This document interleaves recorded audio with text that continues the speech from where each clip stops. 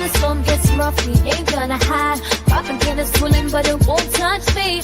Only love around us. With rhythm in my soul, I'm ready for the show. We break the chains, rewrite the rules in this concrete jungle where nobody's fools. Unity sings louder than the lies they scheme. In the heart of the struggle, we dare to dream. We keep moving forward, never looking back. The truth's in the power, it's an unstoppable track. Haze on the corner, they talking real loud, spreading on light, trying to bring me down. Enemies lurking, but I won't back away. Got a vision in my mind, I'm here to stay. Got my crew beside me, we rise like a tide. When the storm gets rough, we ain't gonna hide. Propaganda's swilling, but it won't touch me. Only love around, that's how it's gonna be. We keep moving forward, never looking back. The truth's in the power, it's an unstoppable track. It's the one and only queen of receipts, the dropping gems in these YouTube streets. The lawyer Royce, nowhere to go. Tune in for the infamous morning show, giving the news that you need to know. So don't you dare miss a wake-up call. Then in the evening, I got all for y'all. Eat your dose of daily vitamins. You know the queen makes it make sense. So true.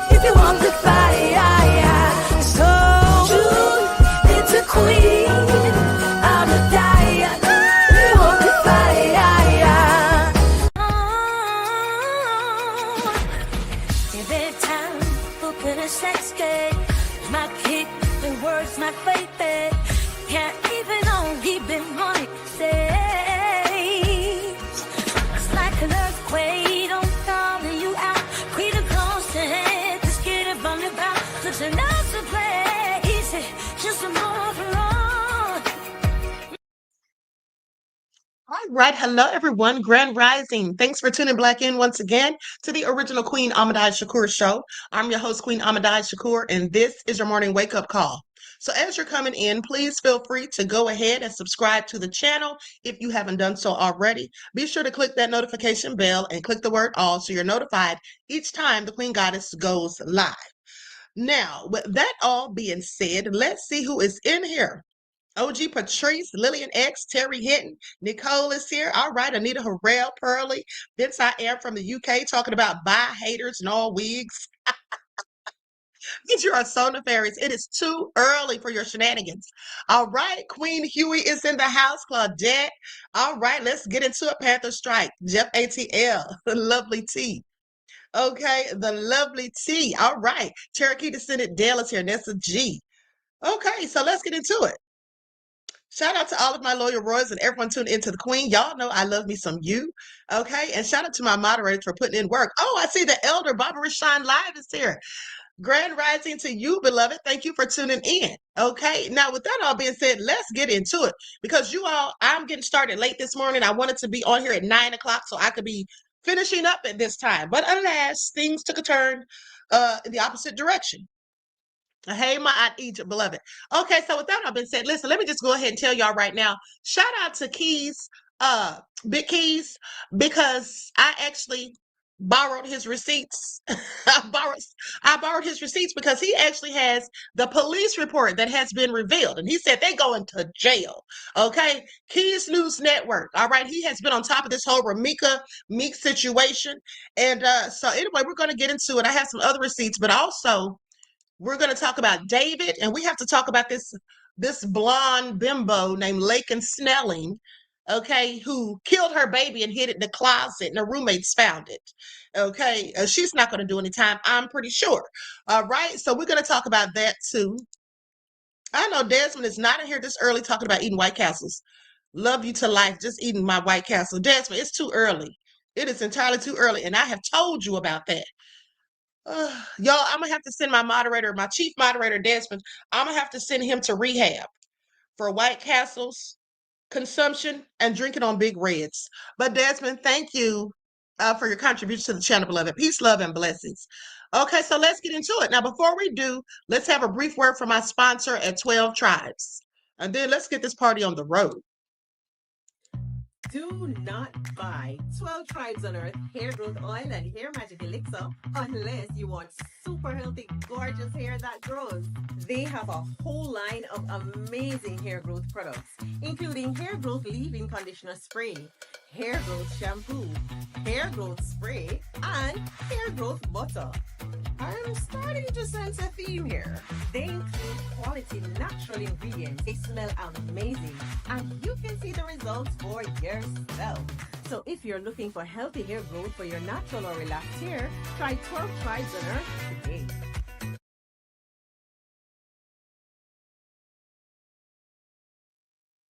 Okay, so don't forget you can purchase 12 Tribes hair oil at Etsy.com. Just look for Lisa Crafts. You can also find it at Walmart.com. Okay, now before we get started with the updates on all of this murder and mayhem that's been going on lately, let's talk about this problem that's currently going on in Chicago. They have this man that's going around randomly punching people in the face. Okay, and they call him the Chicago Puncher. Has anyone in here heard about this person, the Chicago Puncher? Does anyone in here live in Chicago? Okay, and you've heard about this story. We're going to get into it. Y'all need to be on your P's and Q's because they said this man is going around knocking the mess out of people. Okay, so I'm going to share my screen so we can get into this news report.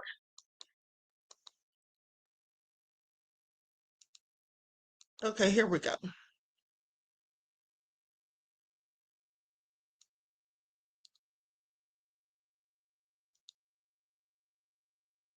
Only on CBS News Chicago, what appears to be the same man now caught on camera after 2 random attacks on women in Chicago. So far, police have not confirmed that's the same person, but another woman reached out to us after seeing our story last week about a woman being sucker punched downtown. Our Jermont Terry spoke to the latest victim, who says this time the man was armed.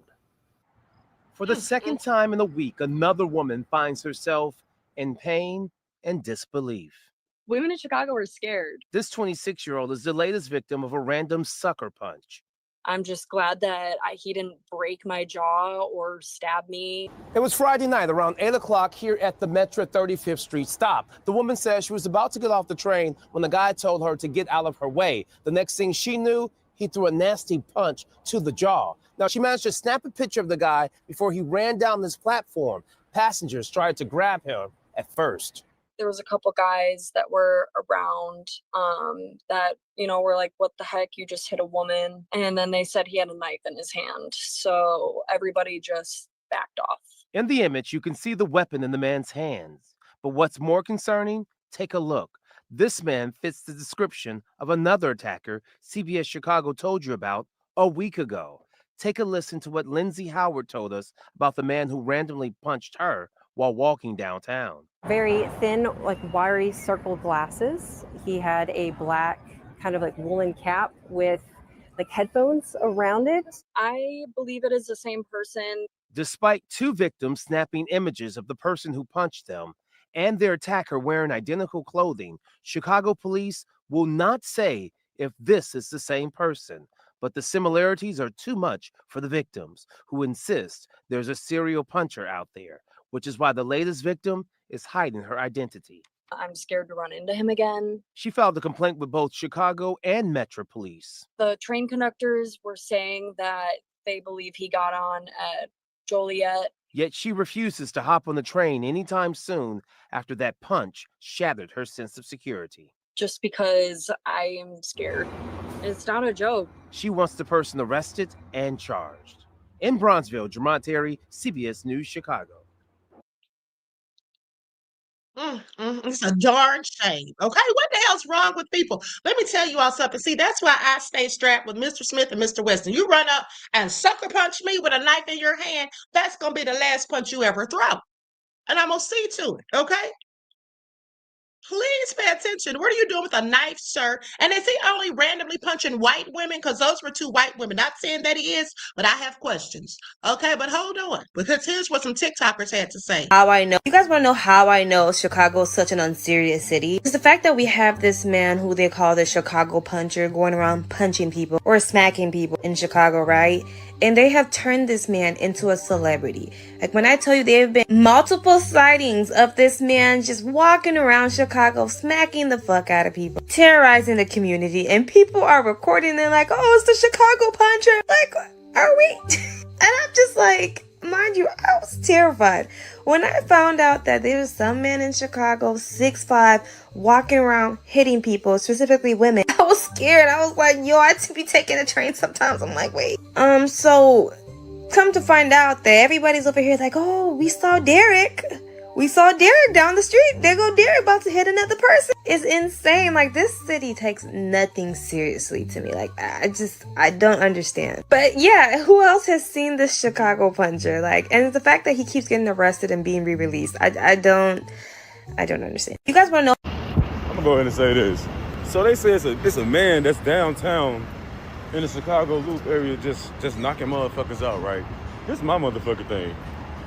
Out of all these motherfucking people downtown, you see somebody just walk up to you. You allow that person to get comfortable enough to get that close to you to punch you in your fucking jaw. Out of all them people that be downtown, why the fuck y'all ain't jump on that bitch? Why y'all ain't jump on that bitch, though? Like, come on now. This one dude talking about, well, I'm just a twink, and yeah, he punched me, and I didn't even do anything. I just went and told the police. Dude, I would have picked us up and knocked the shit out that motherfucking bitch. Y'all got me fucked up. Why is y'all just letting this man punch on y'all like that? Downtown Chicago, like, they're that serious. Like, what the fuck? Y'all allow that motherfucker to do that? Y'all supposed to jump that bitch. The fuck? I said what I said.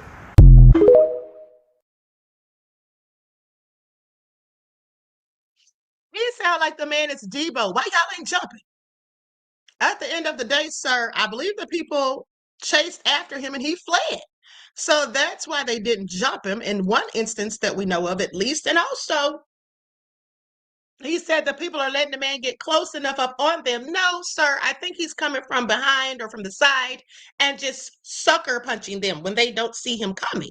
That's why it's called a sucker punch, sir, because they catch you off guard. Okay? But do y'all hear this? This is all egregious. What did he talk about? He's correct. What did he got the smoke for him, honey, if he run up on you, right? That's how else he said what he said. This is all egregious. Now, if y'all thought that was crazy, let me just tell you this next story. So this woman's 8-year-old son, who's on the autism spectrum, came home with an abrasion across the front of his neck. And it looked to me as if someone tried to hang him or had something around his neck. Y'all see that? What is really going on here? What is really going on here? And she also said that it was swollen. She took him to the doctor. Okay. But here's what she had to say to the media. Mother is speaking out tonight. She says her 8-year-old son was injured during recess on Friday, and she doesn't think it was an accident.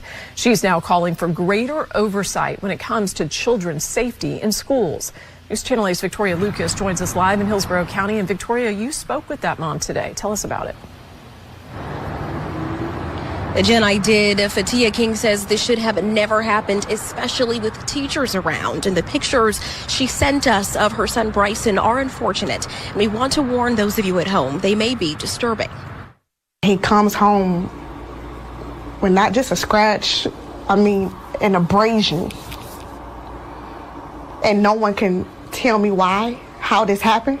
Fatia King says she wants answers as to why her 8-year-old son Bryson came home from school Friday with this mark on his neck. The wound started to open up, so I did take him to the emergency room because he had so much swelling. She says the school nurse gave her a phone call Friday and left a message saying Bryson had an accident with another student at the jump rope. Bryson also told her it was an accident. My son is on the spectrum. He has sensory issues. When I initially saw it, I'm like, that's not an accident. King showed us these messages sent to his teacher asking what happened.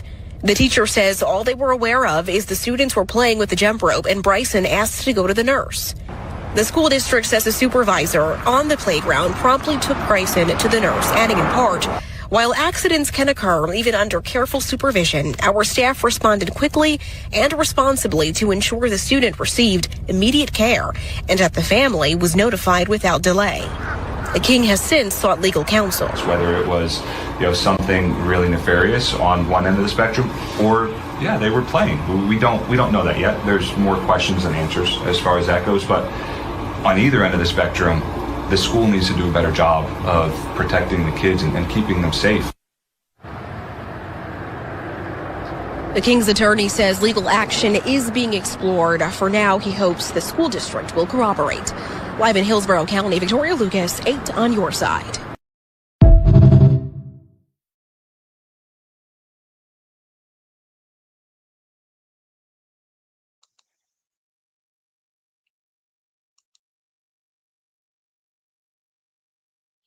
Okay, so that's a darn shame. That is absolutely a darn shame.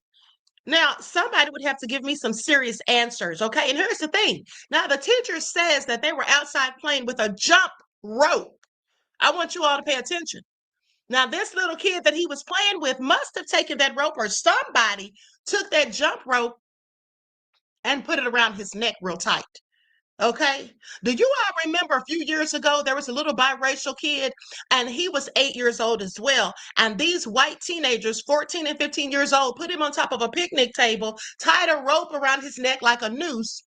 Okay. And they had it tied to a tire, like how you make a tire into a swing for kids. They had it like that, and they shoved him off of the picnic table and left him there struggling to free himself. Luckily, he was able to free himself, and then he made it home. Now, do you all know that there were no charges pressed because the chief of police basically said that it was just a prank? Okay, said that it was just a prank and that it was just boys being boys. And now I want y'all to marinate on that.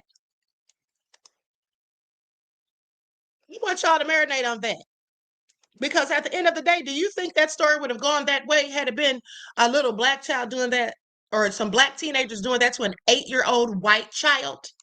No, of course not. That would never end that way. And we all know it. Okay, and we all know it. So I just find it all egregious at the end of the day. And here's a little boy right here. Hold on, let me pull his picture up. This is the little boy that this happened to a few years ago. Talking about it was a joke. I'm sorry, that's not him. That's a little boy who actually they found hanging in the bathroom at school, and they claim he did it to himself, which I never believed. Okay, I never believed that. But anyway, that other little boy, he was biracial as well. So anyway, thank God the little boy was able to take himself down off the rope. And in this case also, thank God her child is okay. But my son wouldn't be going back to that school because somebody there knows exactly what happened. Somebody saw something. And why didn't they call her immediately? Okay, she got some sort of message or text from the school nurse or something like that, not really going into much detail about what happened. But this is all crazy. Now, Nicole, thank you, beloved, for gifting the channel 10 memberships. You all be sure to thank Nicole. Okay, you all thank Nicole. Nicole has just gifted the Queen's channel 10 memberships. Thank you, beloved. I appreciate you for your generosity. Peace, love, and blessings. Okay, so now let's get into it. Sierra said, yeah, I would need some answers. Exactly. Hold on. Say what now? Queen, did you hear about the white teacher singing happy birthday to a child and calling him a monkey? Man, is that what my friend just sent me? Friend just sent me something. He's a journalist, so he always gets these stories and sends them to me before I go live. And I just looked at this. I didn't have time to listen to the song. But a teacher that went viral for singing a birthday song to a kid, yeah, this must be it. Honey, this is all crazy. I'll have to upload this because it's in my phone, and then I'll let you all see that before we close out.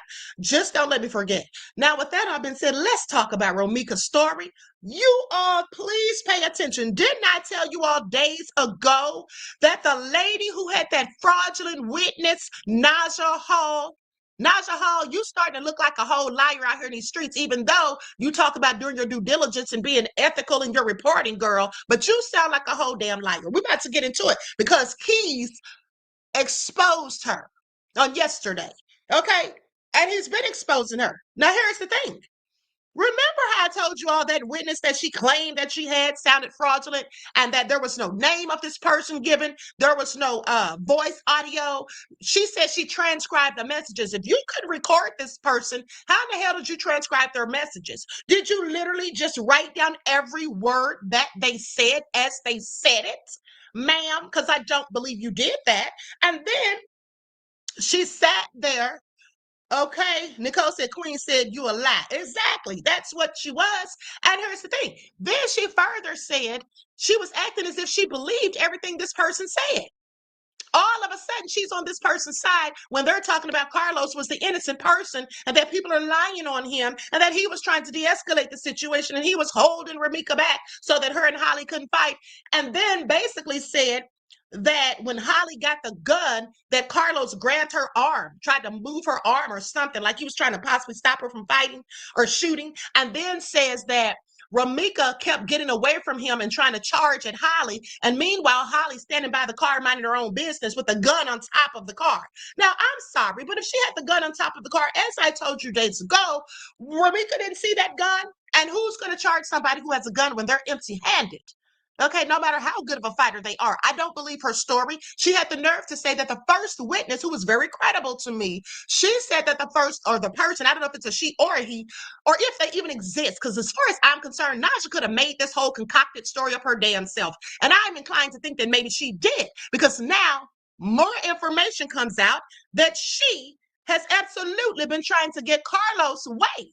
The baby daddy that started all this mess, trying to get him on her show. Because she did say in that video that I played for you all, she said, I have another witness who's, thinking about coming on here. And she was like, I have their information. She said, maybe after watching this video, they'll see how I give my commentary and they'll trust me to give theirs.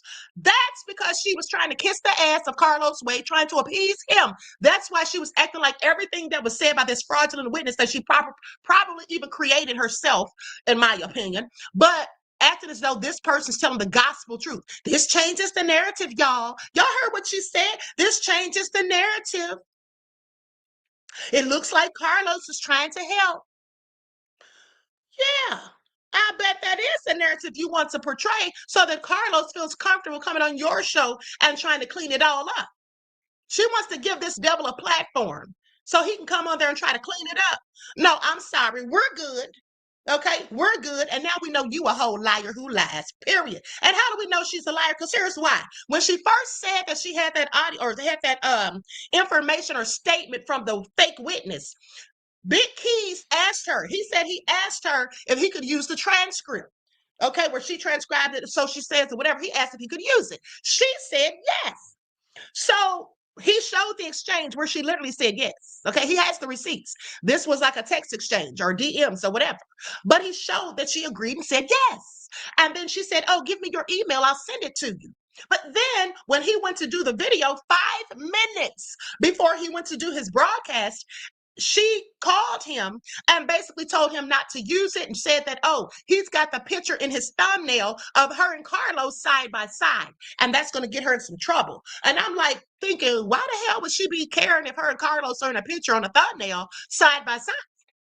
But now it all makes sense because she's been talking to Carlos, trying to get him on her show. Find it all interesting, Miss Naja Hall. You're supposed to be so credible. Look like you might be the next wig. Okay, but let's get into it. Okay, first, let's go to Carlos's page because he posted complaining and whining as if anyone gives a damn about the fact that he didn't get to see his son for his birthday. Well, your actions at least led to your son's mother no longer being with him for his birthday. Okay? So let's get into it because he's about to get dragged all over these streets. Now, this is his page, and he posted this September the 28th. If you remember, Little Los's birthday was September the 28th on Sunday, this past Sunday. And this is what he had to say. Today is a very difficult day for me. Words can't explain how I'm feeling right now. Happy 7th birthday, son. I love you. Drop a heart or a happy birthday, doggy. Okay, this is what he said. Then he went to post all these pictures of his son. Okay, I want y'all to pay attention. Are we supposed to feel sorry? Okay, so anyway, he goes to drop all these pictures. And then remember, the last comment he left, he was talking trash, okay, just 2 days prior, talking about content creators just trying to get likes and views. Honored because I told them to take me off your page and with them false narratives. Yeah, you can say it's false narratives, but we say otherwise. Now, this is Jaleesa No, the person that he called out. I think this is Romeca's cousin. He was telling her to stop lying on the internet. Okay. Let me see if she posted anything on here. Okay, let's listen to this audio right here. Actually, I think I have a video of that, so I'll just play that later.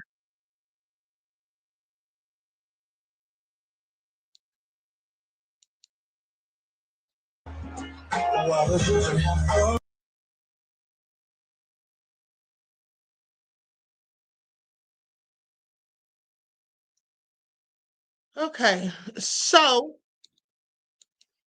let's see what Travel Island has, because Travel Island has been on him like white on rice, and he's not liking it at all, talking about, I'm going to find out who you are. I told you all that was a thinly veiled threat as far as I'm concerned.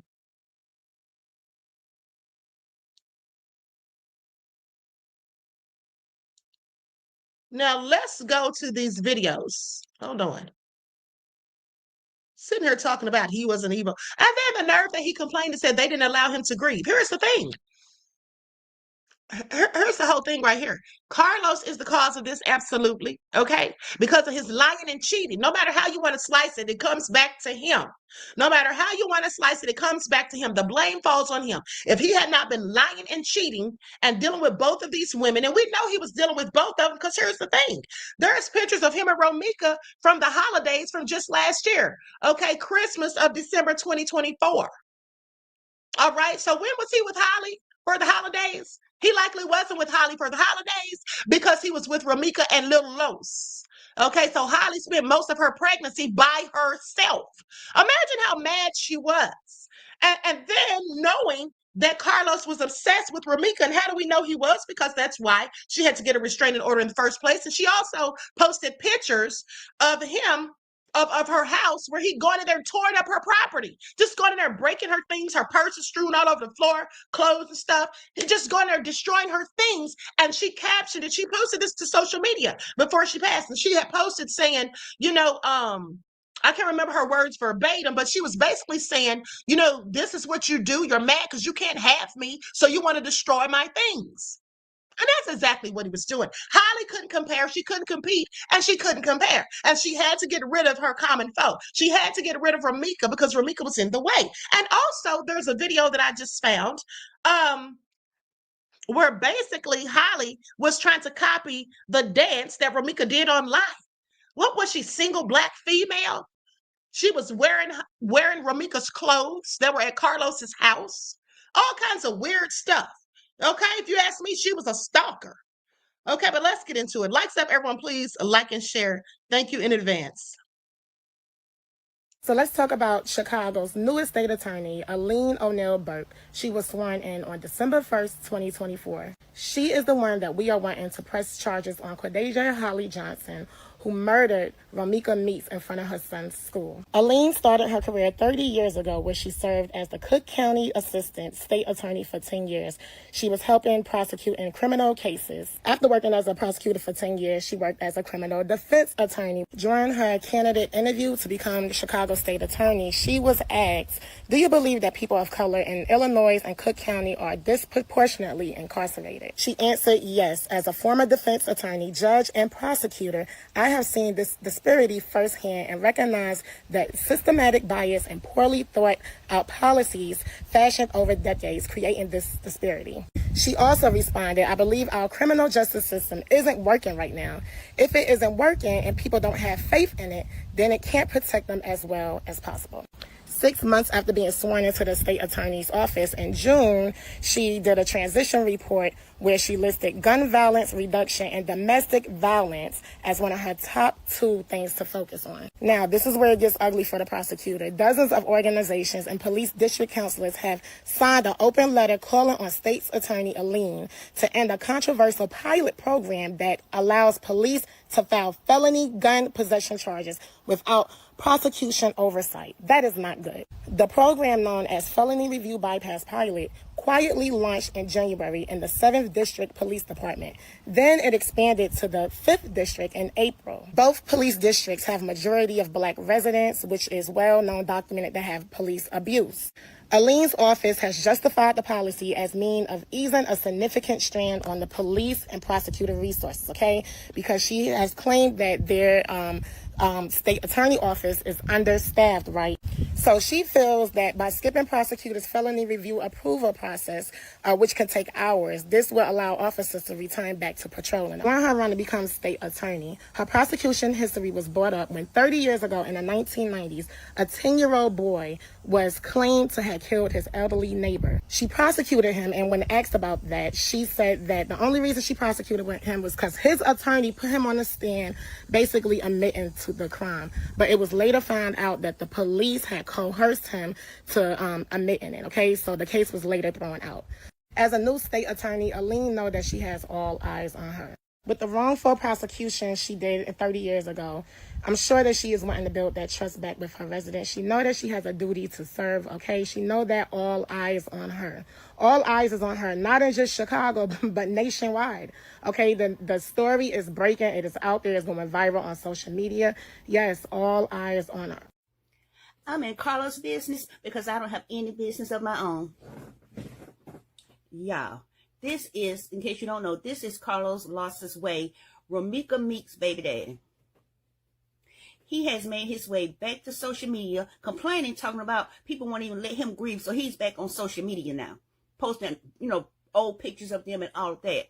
He has the nerve to blame her family for him not seeing their son. Like, you're not the reason she's not here. What I really believe, y'all, is that he was going back and forth between those ladies, because why would they not like each other that bad? Normally, when it's that situation, it's the man telling lies to you both, going back and forth, making them can't stand each other because he's lying. Because something is wrong. Tell me, you didn't have a chance to grieve. Her family hadn't had a chance to grieve. What are you talking about? You just could have kept everything real. That's all you had to do between those ladies. I really believe that. That ain't nothing I could prove. But I believe that because that's the only time women don't like each other, when the man going back and forth. Back and forth. Give the family time to grieve. They still trying to figure out what happened. And you talking about see the baby. You left the baby without a mama by putting those ladies in that situation. Now, there's a lot of stories going around about, what happened with Romeca and the other baby mama, the girlfriend, Holly, and how all of that went down. Okay, y'all, that done went down. That's going to get figured out. But he needs to go somewhere and sat down and let that family grieve. Because he done did a whole lot. He done took their word from them. And he talking about his grief. The one you wasn't with, oh, you say you wasn't with. You mess with when you want to. See, something ain't right about this whole situation. I know it. Something wrong with the whole situation. I just wanted to come tell y'all that he back on social media, y'all. He done made his return. I'll talk to y'all later. Okay, I find it all very interesting. And mind you, when all of this happened, remember, Carlos and what's her name? Holly or Quadasia, they were in separate cars that day. That further makes it seem as though it were premeditated, in my opinion, because Holly had the gun in her car. Carlos is not supposed to be around guns, okay, because of his record, which I showed you all the paperwork on that as well. And so therefore, I believe that's why he was in a separate car. Now, they say that he was going to the gym. Okay, but who knows? They also, and now I hadn't heard this, but they say on the day of the altercation, Holly was banging on Romeca's car. Because some people were saying, oh, Romeca she could have driven off or whatever. Well, Holly could have driven off too. And here's my thing. If Holly had her 6-month-old baby in the back seat and then she was in a separate car from Carlos, she never had to exit the damn car. She could have just driven off. If she was so scared of Romeca that she had to go and try to get all those restraining orders, why would you get out and try to confront her if her and Carlos were involved in an altercation? You should have just driven off with your baby. Some people said she could have just gone back to the car after she went to get the gun. And rather than getting the gun, she could have just gotten back in the car and driven off. Well, she also could have never gotten out the car in the first place. Okay? She could have stayed in the car, but you got to remember the witness said when Romeca got in her car to leave, Holly got in front of her car. Banging on her car. Banging on the car. If you're banging on my hood, yeah, bitch, I'm finna hop out. Car. The fuck is you talking about? Y'all acting like y'all don't got common fucking sense or y'all don't react off of people doing something to you.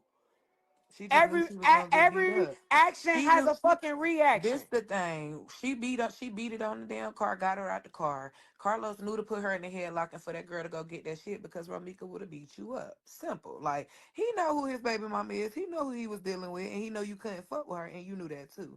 And that's what pissed me off. You could have got your little scary ass in the car and pulled the fuck off. I believe it was a lie too to try to cover it up. Yes, I believe that too. The fuck? He definitely is an accessory. He need to go down too. He got something to do with it. That's why I said they need to get them phone records ASAP, bro. For real. This is crazy. Like, I can't. There. The picture's right there. We already figured out the white car is Romeca's. So how did she block them in if he's in front? He had every opportunity to pull the fuck off. And the girl did too. If you had a chance to walk away, bitch, you had a chance to leave. Thank you. You was not in no threat. You wasn't in no imminent threat. You was not in no imminent threat. And then how she imminent threat in the headlock? They said everybody was saying that lady was in the headlock. Exactly. You think all these people finna be lying? Talking about you had this lady in the headlock and you ain't really had this lady in the headlock. Said you pushed the car door on her and you saying you didn't. Come on now. I'm glad the witness was there too. I pray God cover and protect her and keep her with that courage and strength that she had because she was not letting up. And I love that too. I was like, yes.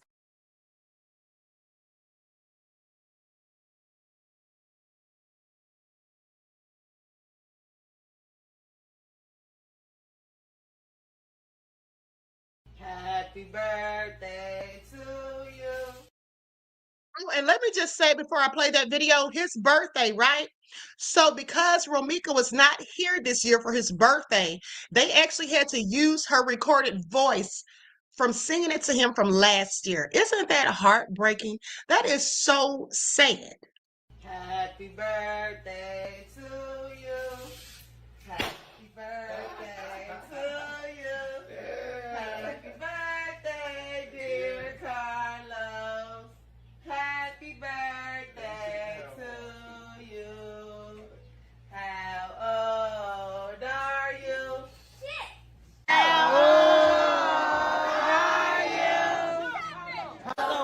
Happy birthday, dear Carlos. Happy birthday to you. Y'all said that shit wrong. Y'all said that shit. Look, Carlos. How old are you? 7. How old are you? We gotta do a remix. We gotta do a remix. Are you? I ain't feeling that shit. May the good Lord bless you. May the good Lord bless you. May the good Lord bless you. May the good Lord bless you. Bless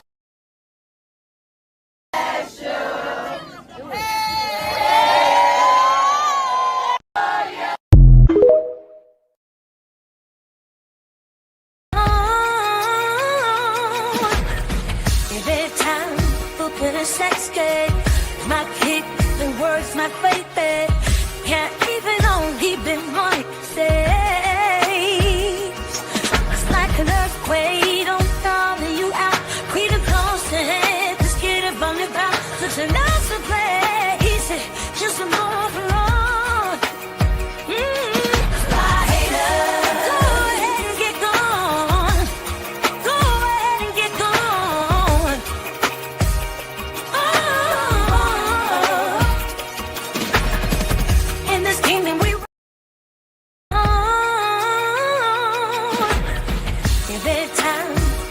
a sex game. My kick, the words, my baby. Can't even only be money saves. It's like an earthquake, don't call you out.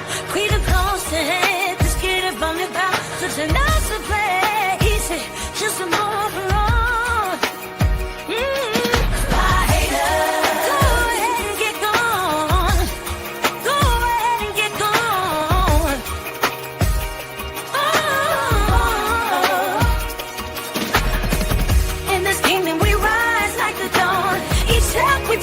Keep marching on. Queen royals, we own the throne. Through highs and lows, we stand strong. By haters, we've heard it all before. We'll keep shining while you walk out the door.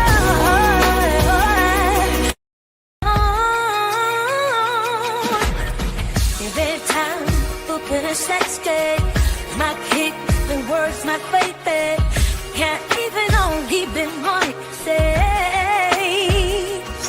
It's like an earthquake, don't call you out. Quit the close to head, just get it from the back. Such a nice play, easy, just a more for all. My haters, go ahead and get gone. Go ahead and get gone. Everything will cool out.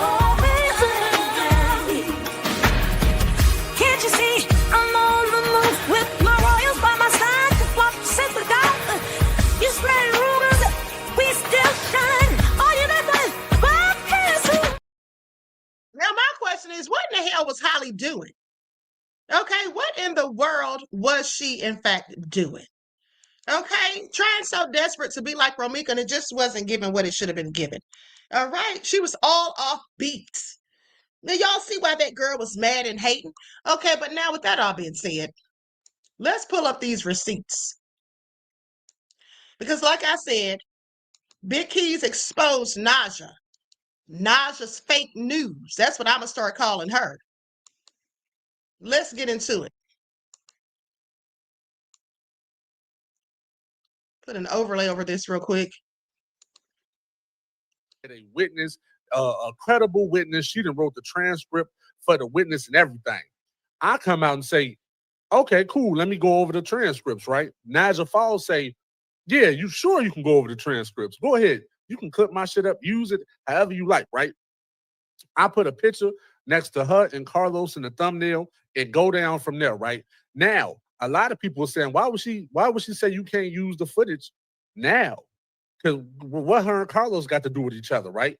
She didn't get digmatized. Now, this official. I didn't got this shit. Check this out, y'all. Exhibit A. Look what that say, y'all. Naja Hall. This is Naja Hall Facebook. This is not my phone. So now I'm going to read this to you all. I want y'all to pay attention. This is why she had that fake story about a fake witness. Okay, and again, shout out to Big Keys for uncovering this. Okay, here's what she says. This is from like a day ago. He posted it yesterday, so now it's 2 days ago. But this is Naja Hall's Facebook. She says, Carlos says, all these fake narratives got people looking at me like a monster. Where are the real facts? Then Naja says, Carlos Lostos Way, when you can, come on the show to share your experience. If you prefer to speak off the record, I hope you can see that I honor my commitment to confidence. My inbox is open when you're ready. Okay, do y'all hear this? Do y'all hear this? So I find it all interesting. Then somebody said to him, Carlos Lostos Way, you were in the family's life 9-10 years, correct? There is a common bond between y'all, a child. Don't you think you owe them to talk? There are emotions everywhere, and rightfully so. A loss of life that can't be recovered. Okay, so I want you all to pay attention. First of all, like I said, she was so busy trying to get this thug on her show that she was willing to create. Because I'm just going to go out on a limb and say she created that darn the transcript. Talking about she transcribed it. But you said they told you couldn't record it. So where'd you get all that from? Did you just make it up? Okay, did you just make it up? And if you really Okay, OG Patrice said Naja switched up fast, yo. Yeah, she did. Because she was desperate and thirsty to get Carlos on her show. Okay, out here talking about she's so ethical and she's such a good journalist and trying to put out the truth. First of all, why would you put out that BS? Okay, that was nothing but lies. Any fool could have heard it. And that's why I thought she was either stupid or a fraud when she put that out, when we all listened to it. Because I said, now, how the hell is she believing this? We see all the holes in the story. We see how this person says they left the scene. I want you all to think about this again. Because the person, according to her, Naja, she said that the person told her they pulled up on the scene, saw Romeca arguing with Carlos, couldn't hear what he was saying. Romeca was cursing, using profanity, and that's why she couldn't hear Carlos. And then so that's what caught her attention to why she started paying attention to what they were doing. Then she drove off to go handle personal business. But I came back in about 2 minutes, she says. What kind of personal business could you have taken care of in a span of 2 minutes, ma'am? And then she said that she also had pulled over to talk to the police. Well, ma'am, if you pulled over to talk to the police, you didn't bother to tell them that there's a man and a woman arguing down the street that might end or result in an altercation, because she also said that she thought there was going to be some smoke. Basically, not in those exact words, but that's basically what she claims she thought. That's why she says she went back to the scene. When she gets back to the scene, she talked about seeing Holly with her back to Romeca's car and standing near her own car with a gun on the roof or on the outside of the car, whatever. And then Romeca trying to run around Carlos to get to her windows, like Romeca's going to bust out the girl's windows when she got a baby in the back seat, trying to make Romeca sound crazy and nefarious. And then all this other stuff she said. But then she said when she saw Holly pick up the gun, she said that she drove off again. And I can't tell you what happened after that because I left. I got out of there. But you did tell us what happened after that, ma'am. Okay? How the hell did you know all of that? So I have several questions. But anyway, let's continue.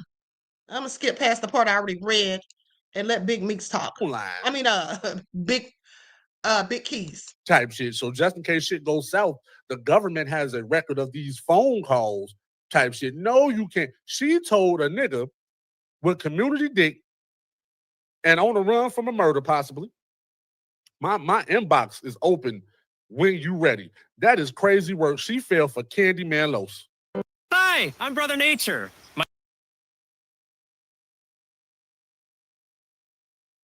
Got her. He got her. He got her. Yeah.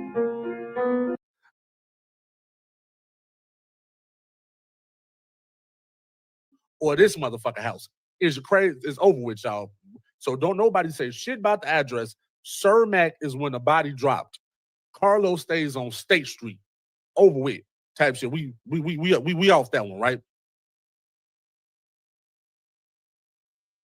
So according to the police report, Romeca did not die in front of Carlos's house like some people were saying. Okay? She was on Cermak, which is the same street the school is on. All right? As y'all can see, it says 20 West Cermak Road. All right? But let's continue. Boom. The victim, the individual, Romeca Blackman, demographics, female, date of birth that, that's been redacted. She's 31 years old.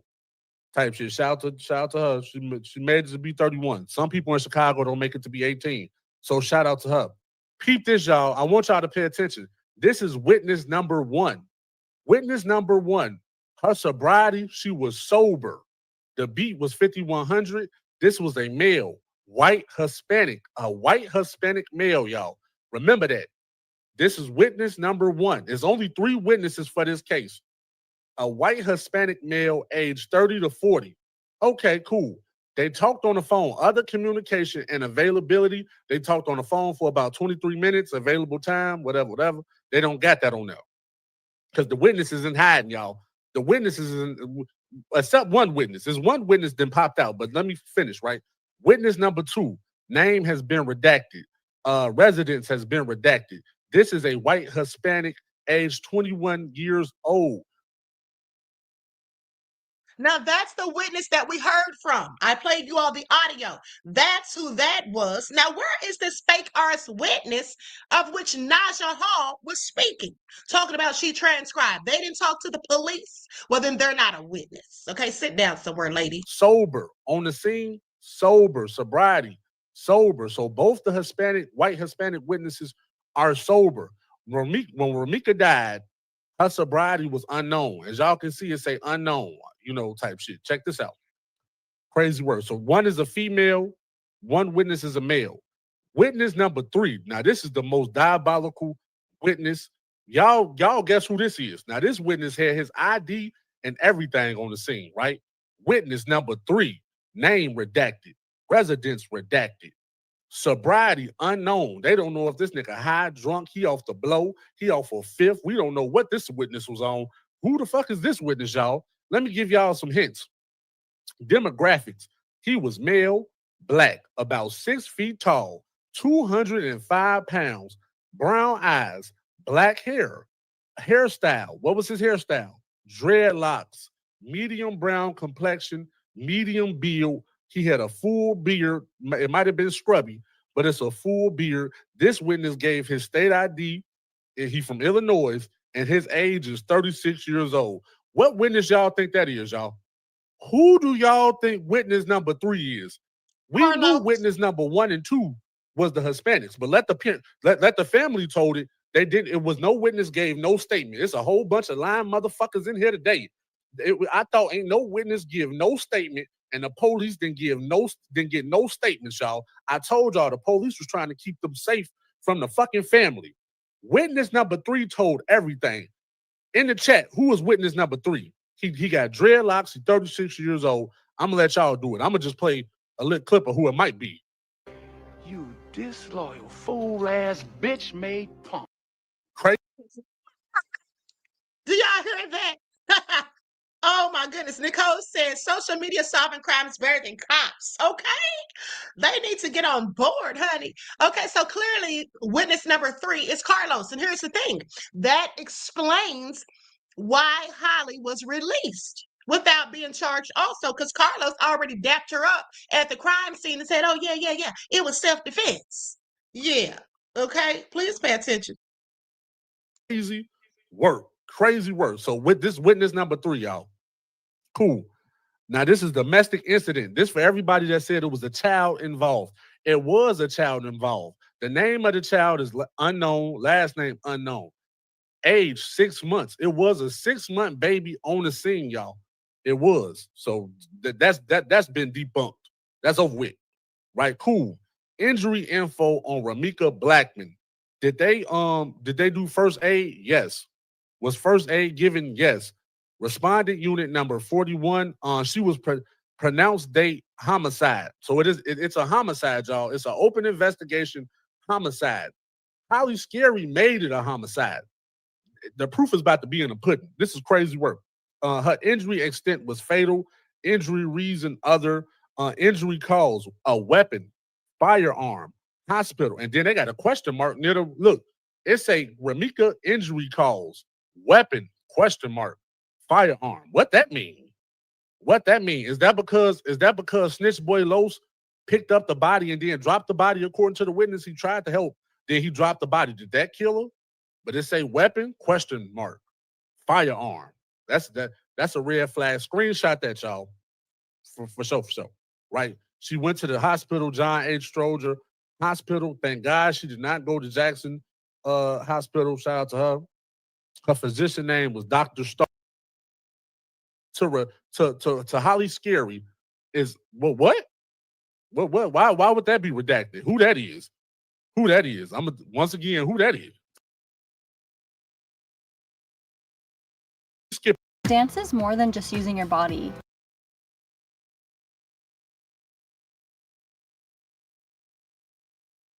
Forensics people names and shit. You know what I'm saying? So shout out to y'all. Let's get straight to the police report. This where the snitching get what snitching get going. This is where it get real crazy at. Hold on, y'all. To the people coming into the building, I don't want it to mess up. I want type shit. Hold on. Hit the screenshot, y'all. Y'all screenshot this part. I'm gonna give y'all a chance to screenshot it before I go over it. Do y'all shit right. Come on.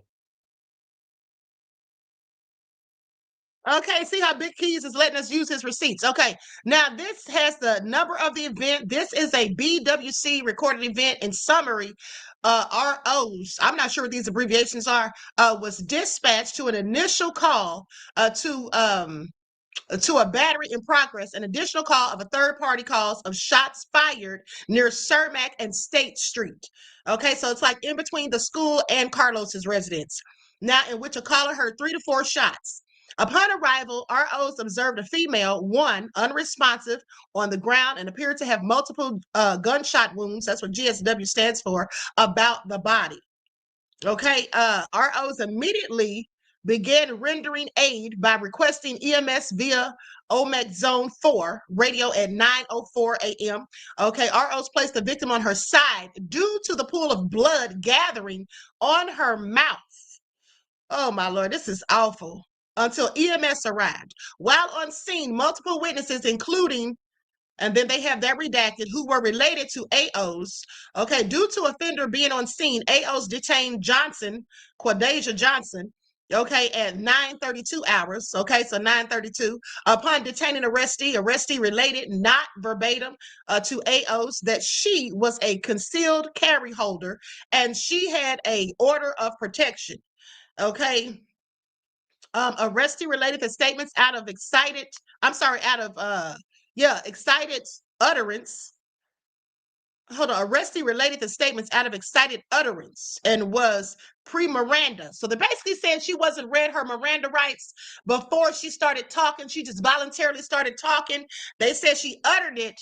And the reason they're writing it like this, and I want you all to really pay attention, because the reason they're writing it this way, that she related the statements out of excited utterance and was pre-Miranda. They're letting you know that, look, we did not violate her rights, even though we didn't Mirandize her. She just started talking because she was excited, or, due to the anxiety of it all or whatever. She voluntarily just started giving us the information. We didn't press her for it because we had Mirandized her. So that's basically what they're putting in there. Okay, so when AO's required about the location a firearm used via general on the scene questioning, arrestee related that it was located on the passenger floorboard of her black Chevrolet bearing Illinois plate numbers. They have that redacted. Legally parked on the side of the street. Okay. Recovered the firearm. Beats 133H recovered the firearm from the passenger floorboard at 9:10 hours and spoke with blank. All of this is redacted. All of this is redacted. Now, who did they speak with right here? Well, probably Carlos. Okay, probably Carlos. I'm going to fast forward a little bit. Now, this is where it get crazy at. Event number. Her mouth until EMS arrived. Why? Who out the bam? I got a question for the chat, right? Screenshot this. I know I probably ain't reading it to the right way, but screenshot it. Y'all read it on your own. A question for the chat. Have y'all ever heard of a Chevrolet bearing car? I heard of a Chevy Cruze. You know what I'm saying? I heard of a Chevy Tahoe. I never heard of a Chevrolet bearing car. Pay attention to that, y'all. Chevrolet bearing. Why would they call it a Chevrolet bearing? She went to go get the gun. She put the gun on the floorboard of the Chevrolet bearing Illinois license plate, whatever. Hold on. Crazy work type shit. Hold on. Okay, it said, Chevrolet bearing plate, we're out the bam. It was legally parked on the side of the street. Beat 133H recovered the firearm from the passenger floorboard at 0910 hours. So the police went and got the gun from the passenger floorboard. Now, let me tell y'all something. The reason that they called it a Chevrolet bearing, because after Holly Scary shot the gun, she went and put the gun under the floorboard near the wheel bearing. They retrieved the gun from under the floorboard next to the wheel bearing. Can I ask y'all a question? If you had a CCL and you was legally able to shoot this woman due to your restraining order, why would you hide the gun under the floorboard near the wheel bearing? Now, that's a good question. If she was innocent due to self-defense, why did she hide that weapon? She didn't just put it in the gun. She literally hid it. She didn't just put it in the car. She literally hid it in the car. Now, what's up with that? What's up with that? Why would she feel the need to hide it? And then was calling people snitches when they were telling the cops on scene what had actually happened. Okay? The two Spanish-speaking witnesses, not that fake RS witness that Naja made up. That's like a hidden spot she done made up. That's some Tony Montana ass shit. So she put the gun under the floorboard, near the wheel bearing after the shooting. Crazy work for real. And the police retrieved it from the same place. Crazy work. Cool. Let's go down here. Now, look. This is where y'all need to pay attention, right? 100%. After they got the gun from the wheel bearing of the Chevrolet Cruze, the arresting officer spoke with witness number 3. Look at witness number 3 statement, y'all. Look at witness number 3 statement, y'all. Look at the witness number 3 statement, y'all. Pay attention to witness number 1 and 2. Witness number 1 and 2 came together. Witness number 3 then told a whole damn storybook. Who is this, y'all? Who is witness number 3? It said arresting officer spoke with witness number 3. Damn, what the fuck did that person say? Type shit, crazy work.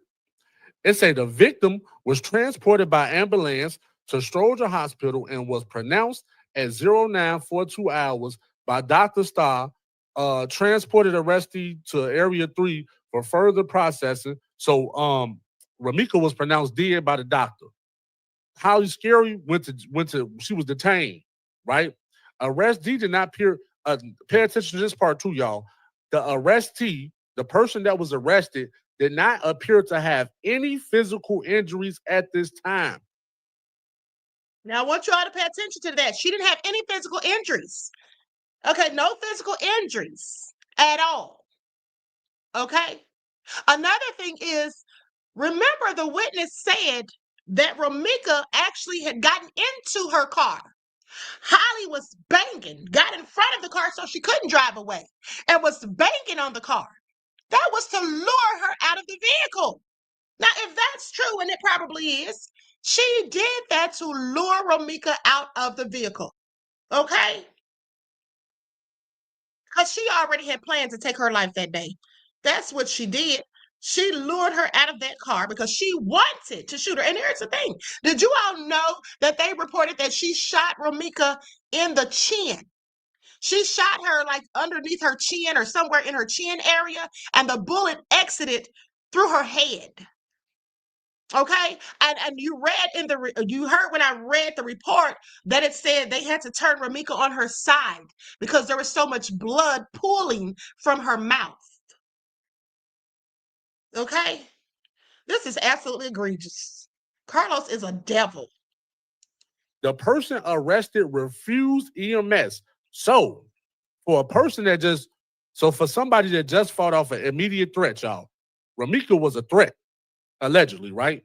So for a person who just fought off a threat, you hid the gun. You had enough time to beat the threat, hide your gun, and you refused the ambulance. You refused EMS, and you didn't have no injuries to your body. Tired of feeling out of shape? On Monday, September 29th. Injuries at this time, y'all screenshot it, read it on your own, right? Holly Scary didn't have no injuries. She said no to the ambulance. She also said no to her baby getting relocated. And she hid the gun under the floorboard of the car. All this for a motherfucker that was so scared for their life that they had to shoot somebody. Is you crazy? Let's continue though, right? Cool. Okay, cool. It said time arrestee refused EMS. They transported the arrestee to Area 3 for further processing on the crime scene. It's a meet case number. Woo out the bam. Now, this is just telling y'all it's really over with now. They're just showing y'all the codes and shit. Y'all can take a picture of that. But I want y'all to pay attention to this, right? This part right here. That DCFS was called. Elizabeth C. was called at 14:05 hours. So they called DCFS on her ass. right? Because they knew she was full of shit. So they called DCFS on Holly Scary at 14:05 hours. Case number, they got the case number for all y'all type shit. Now, shout out to everybody in the building. Guess what she did with the gun, y'all? When she hit that gun, guess what else, y'all? Why y'all think she called DCFS on? Why y'all think the police called DCFS on her? She put the gun in the car with a live round. Remember this part of the police report where it said it was a live round, right? And that's why they said she cannot be around her son. Okay, in case you all were wondering. And I want you all to pay attention because this is karma. You see, she called defects on Romeca and lied to try to get Romeca's child taken from her. That's what Romeca's family said. But now she can't even be around her own son because the idiot, when she hit the gun, she had a whole live round in it and put it in the car with her baby. Why would you leave that baby in the car for all that time? You're out there arguing and acting a whole damn fool and killing somebody. The baby's in the car unattended to anyway. Then you put a gun in there. Child endangerment, okay? Now her family has the child and she can't come anywhere near him. So look, she shot Romeca 3 times, but it was one live round still left up in the chamber. Let's go. And also, why did she shoot Romeca so many times? Why did she shoot her so many times? The first time she shot her in the chin. They say the bullet exited her head. Why did you have to keep shooting her? Why did you have to keep shooting her, you demon? That's because she was jealous. She wanted to make sure she got her out of there. Lord, this is just so annoying. She better go to prison. Go back up to that part. Boom, boom. As y'all can see. So y'all know this is the same report that's been going on. Boom, right? It say live rounds 1. So by her putting that gun in the car with that live round in it, that gun could have still went off, and that gun could have shot that baby, y'all. Crazy work. They called DCFS on that bitch. You got to go to jail. You shot her, then tried to hide the gun. You so scary. You had the gun with a live round in the gun. So when she's trying to put the gun under the wheel bearing, the motherfucker gun could have shot off, ricochet, hit the 6-month-old baby, and everything. Is y'all crazy, man? Is y'all crazy? Now that's the police report that motherfuckers thought I wasn't gonna be able to get. I was lying. I couldn't get it. Now y'all see. Also, I just want y'all to pay attention. It said Romeca death cause firearm. Remember that. Screenshot that part. Because what that means. Romeca death. Let me go up to the death part. Type shit. It's a firearm. They don't even know.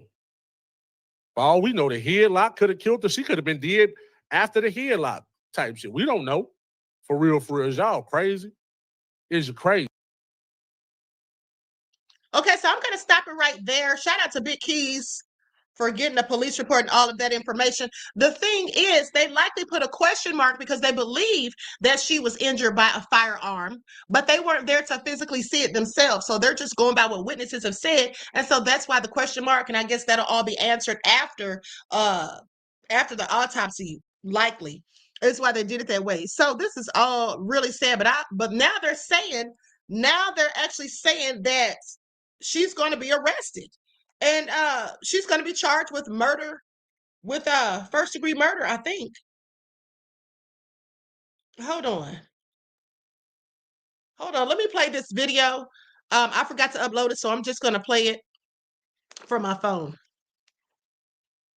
Before my day actually got started, to give y'all an update on the Romeca Meeks case. For those that don't know who Romeca Meeks is, Romeca Meeks is a young lady that was fatally shot by her baby daddy, baby mama, about 2 weeks ago. Okay, so the baby daddy, Carlos, took to social media and posted on his wall, pictures of him, Romeca Meeks, and the son, I guess reminiscing. And he also put at the capture that no one is allowing him to grieve. Y'all know they ate his ass up in the comment section, as they should, because a lot of people feel like you wouldn't have to grieve if you didn't play a significant role in her death. But anyway, so he's also lashing out at the family because the family gave his son that he shared with Romeca Meeks a birthday party on the 28th for his birthday, and no one invited him. So he feels like the family was wrong for not extending an invitation to him to come to his son's birthday party. You know what, y'all? I'm gonna say this. How dare this man play the role that he played in taking his son's mother away from him, and then you get upset with the family because they didn't invite you to your son's birthday party?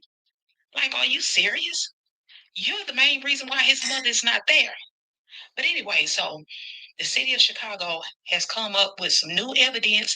They've looked at surveillance cameras, and also new witnesses are now coming out giving their statement on what really happened that day. But baby, the good news is the city of Chicago is finally going to bring charges against Holly, and they're going to eventually bring charges against Carlos. Didn't I tell y'all, if y'all just sit and be still, that they was going to find a way to bring charges against both of them? Now look, you know what? I'm happy that this is all unfolded, and I'm happy that everything is moving forward with this case, and they are not going to let these people get away with what they did to that young lady and her son. You know what? Y'all may be tired of me talking about this story, but baby, I'm not going to stop talking about this story until I hear and see Holly and their Carlos behind bars where they belong. Okay. And that's on that. Now, with that all being said, Queen Huey asked, does Carlos deny putting her in a headlock? To my knowledge, he has not elaborated on that. Okay, he has not said anything. All he's been doing lately is playing the victim. Oh, they wouldn't allow me to grieve because he couldn't go to the funeral. Oh, they won't let me, they didn't invite me to my son's birthday. He's literally playing the victim. But fool, the victim is your son who lost his mother. But he's trying to make it all about him and what he's going through. Not even considering his son has to live without his mother. Talking about he didn't get to come to the son's birthday, but neither did Romeca. Ooh. Like, this man needs to be in jail. Okay? And here's another thing that Naja Hall lied about on her little lying channel. When she said that Carlos was supposed to be in court October the 8th, for custody of his son, to fight the family for custody. No. Because that's not what was said. They said that he's supposed to be in court October the 8th for beating the hell out of Romeca for DV charges, for a case they had. And conveniently, she was killed a month prior on September the 8th. Okay, that shows a motive. All right, that shows a motive if that's true. But that's what they're saying. But Naja's sitting up there talking about, oh, he's supposed to be in court and all of this for going against the family to get custody of his son. Honey, that's not why he's going to court. And do you think it would happen that quickly? They haven't even concluded the investigation yet. So how's he going to court to get custody of his son? He didn't want Romeca to testify against him. And she had proof and receipts. We saw her with the black eye. We saw how he broke it into her house and destroyed her things. She posted it all over social media. She said that he was stalking her. She said that he was coming up to her job. He even admitted it. Oh, yeah, I went up to her job. But moral of the story is she was supposed to be on the clock. But y'all know she'd be on my ass. No, it sounds like you were on her ass, sir. What are you doing taking time out of your busy day as if you didn't have anything else to do but go up to this woman's job and harass her? Go to her school when she's trying to become a nurse and harass her. Go up to the son's school and try to harass her to the point that now she's dead. He was definitely harassing her and stalking her. Now, I want the ladies in the chat to imagine that you're dealing with a man that you're pregnant by or you already have a child with, and you know that he's still in love with his ex, and he's not giving you the time of day until she don't want to be bothered with him. He spent all the holidays with her and his son with her. Well, you're pregnant, sitting there looking stupid and twiddling your thumbs. And you get angrier and angrier and angrier and decide what you need to do. That's what Holly did, if you ask me. That's what Holly did. Now, listen, with that all being said, let's get into David. And shout out again to Big Keys for getting all that thorough research. Okay, let's get into it. Because David, first off, let's talk about Celeste, because there's footage of her that came out recently where she was apparently arguing with her parents' neighbors. Let me talk real quick, okay? You gonna let me talk? I ain't gonna let you talk. No, you ain't gonna let me talk. Why you not gonna let me talk? You tripping. I ain't tripping. Nah, you tripping. How about you ain't tripping? You gonna let a woman talk? Alright, I'm not gonna let your woman talk. Why is she over here? Again. Your little house, you don't even got a house. Hey, bro. You talking? Yeah, ain't nobody black right here, homie. We're Southsiders right here, homie. We're Southsiders here. Get it right, homegirl. Shut up with your black talking. Shut up. You talking like you black, girl, with your black talking. Yeah. Yeah. Ain't nobody black right here. What are you talking about? I said we're not black over here. Why you keep calling us? You keep saying this. We're not black. Hey, let it go. Go back to your house. Go back to your house. You ain't gonna do nothing, bro. What you gonna do? You ain't no gangster. You ain't nothing, homie. What you are? What you are but a little girl? What you but a little girl? What you gonna do? What you gonna do? What are you gonna do? What are you gonna do? You need to go home. Seriously. I'm not Mexican. I'm Salvadorian. You tripping? Oh my god. Not because you tripping. Move the out of here. You ain't gonna do shit. You ain't gonna do shit. You better get over there. Get your over there, little girl.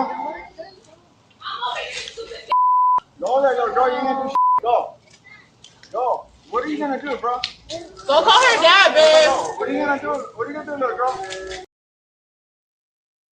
All right, so they didn't like that she was calling them the N-word, calling them ninjas. They said her black talking self. Okay, so now let's get into this update because see, David's manager spoke out. Okay, David's manager spoke out. So let's get into it. And also the X. Let's play the X first, okay? Because that's a shorter. Hold on. Let me pull that up. Oh, and also David's family was targeted by someone calling in a swatting. Okay, so let's get into that first. Hold on, I have like 3 updates. We're going to get into this one first. Okay, David's family swatted after bogus 911 call. Okay, so let's go to that first. And these are all featured on News Nation. Ashley Banfield's doing a pretty good job of keeping up with this story. Who is behind this swatting? No idea. I mean, we've asked police. They want to try and track those things down when it happens. Okay, so for anyone who doesn't know what swatting is, let me just tell you real quick. It's when somebody makes a fake 911 call, like there's some type of emergency at your residence, and then the police show up. Like they could call and say, oh, there's a person tied up in the basement, or there's somebody with a gun on people or whatever, and the police think it's an emergency, and they show up and basically surround the house. And sometimes it's serious enough to where they actually send the SWAT team. Okay, so that's basically what someone did to David's family, his parents. Happens, but they don't know on this one. And they, I think they figured out pretty quickly when David's parents came to the door that that's what was going on here. They didn't see any activity. And the area where their home is in a very rural area. It's not like there's a lot of houses around.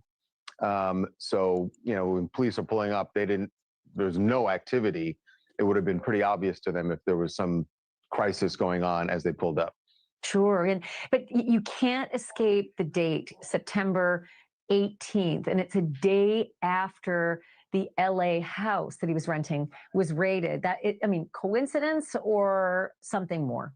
It does seem strange to say that this is coincidence, and his parents said to the police, somebody is messing with us. And clearly, even if David wasn't at the house, his parents are aware of what's going on back in LA. And I think at that point, you got to remember, David's name had been out there enough. It was easy enough to know where he's from in Texas, that this was likely someone who's been watching the investigation and has strong feelings about it and decided to prank the home where his parents live, perhaps even doing it thinking that David was there. Because remember, even when the police executed their search warrant, we hadn't seen David in public. Everyone was wondering where he was. And we now know that the day after that search warrant, he moved out of the house. But we haven't seen him since. So, I'll be honest, Ashley, when we got this body cam, the main thing we were looking for, we knew at the point we ordered the body cam, we got it from police. We knew that this was a swatting incident. What we were wondering is whether or not when they went to the house, whether or not they would see David there. didn't turn out that way. What was the response from the parents once the police did knock on that door regarding who was at home and who wasn't? So they said to the police that their daughter was there and also their son, which immediately we thought, oh, is that David? Did she just confirm that David's there? We went back and looked and found that we knew that David had a younger sister. There was also a younger brother who clearly lived there with their parents. They're both minors. So that's who we think they're talking about. Is it possible that David was there and they just didn't say anything? I guess.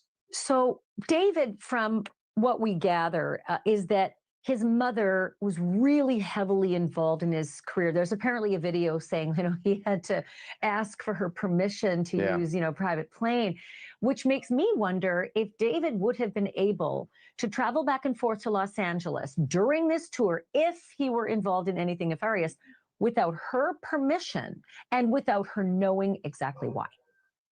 I think he could have. I know that she was involved in his career, but she's not officially his manager, and he is now, adult age. Certainly, when he was a minor and getting started in the business, she had a lot of say in what was going on. But he's managed by people at his label now, so there's nothing we've heard that makes it seem like his mom had that.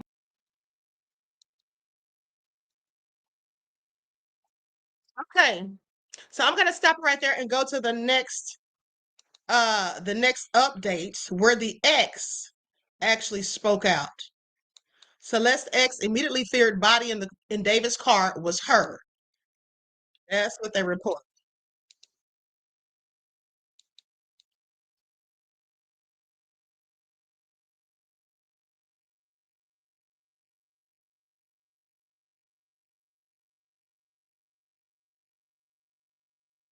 About Celeste's life before she ended up with the much older singer. California teenager who says he dated Celeste before she ran away to Hollywood is speaking out tonight. Damian Hernandez is the 15-year-old, same age that Celeste would be had she lived past September 7th, her birthday. He says that he and Celeste were a couple when he was in the 8th grade and she was in 7th. In an exclusive interview with TMZ, he says that Celeste was indeed unhappy at home and may have been running away from her family as much as running to her rich and famous new boyfriend, according to what she told him. Here is some of that interview. I guess she liked me or she was looking for someone. And yeah, we started talking. She was really kind and she said she wanted something serious. And how old were you when you met her? 13 or 14. So at what point did you feel or did you hear from Celeste that there were problems at home? She said how her mom didn't treat her well or whatever, and she didn't like where she was at. Did she talk at all about her relationship with her parents? Kind of. She just said they were mean or whatever. She didn't like them. And then you guys broke up, and the next thing you know, you find out that she's involved with this internet sensation, David. Yeah, I didn't think it was gonna happen, at all, because she was always so happy and stuff. What is your last memory that you have of Celeste? We were at PE, and she told me and my friend that she was running away, and she said it was because of her parents, and she was joking about it, and she was happy, joking like she always was, and it didn't seem real because she was playing around, joking about it, and the next day she wasn't at school, and that's the last time I saw her. What was your reaction when you saw the breaking news that they had found your ex-girlfriend's body in the trunk of his car? My heart dropped. I was like, I don't know. I just couldn't believe it. I thought. I really wish they hadn't asked that young man that question. He's still a kid, okay? He's a teenager. What is he, 15 years old? They shouldn't be asking him that.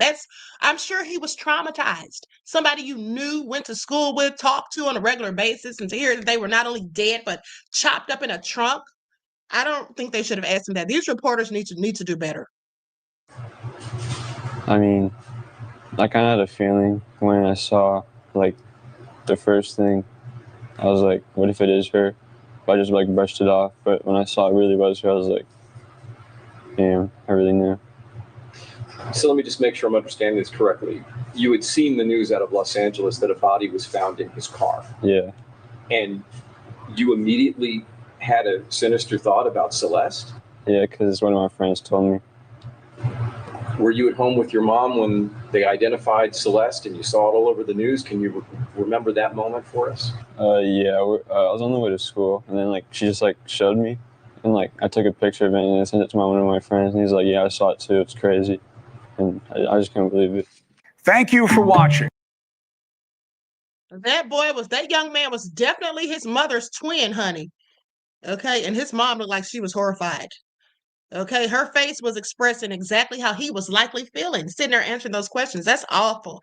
Okay, I feel bad for him. I feel bad for him, honey, that he has to know that happened to somebody that he was friends with. Very awful. Now, let's go to what David's manager had to say, honey, because they were going in on David's manager on the internet, basically saying that they thought he had something to do with it. And so, but he came out to let them know, honey, don't put me in it because I don't even know David like that. I don't really even have communications with him. He works with everybody else except me. Basically, is what he said. So let's get into it. Likes up, everyone. Please like and share. These updates are nefarious. Rivas Hernandez and the singer known as David. It is a case where they have been more tight-lipped than usual. So, how many details did the internet get right? How many did they get wrong? And was Celeste pregnant? Details next. Hold on. Somebody said, Pensilona said, is that Gus? No. They said the guy that she used to date named Gus, they said that he died. They said he was shot. That's what I think Celeste's brother said. Greta said, Queen is correct. This is a child. No way his mom should have done that interview.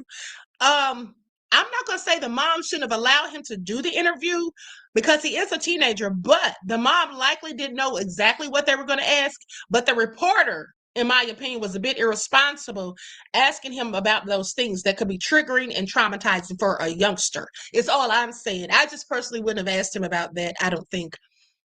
At least not in the manner that he did.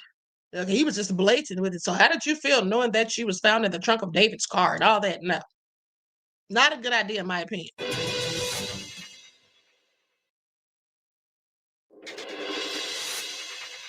Brand new video of Celeste Rivas Hernandez that completely rewrites the timeline of the case as we've come to know it has surfaced.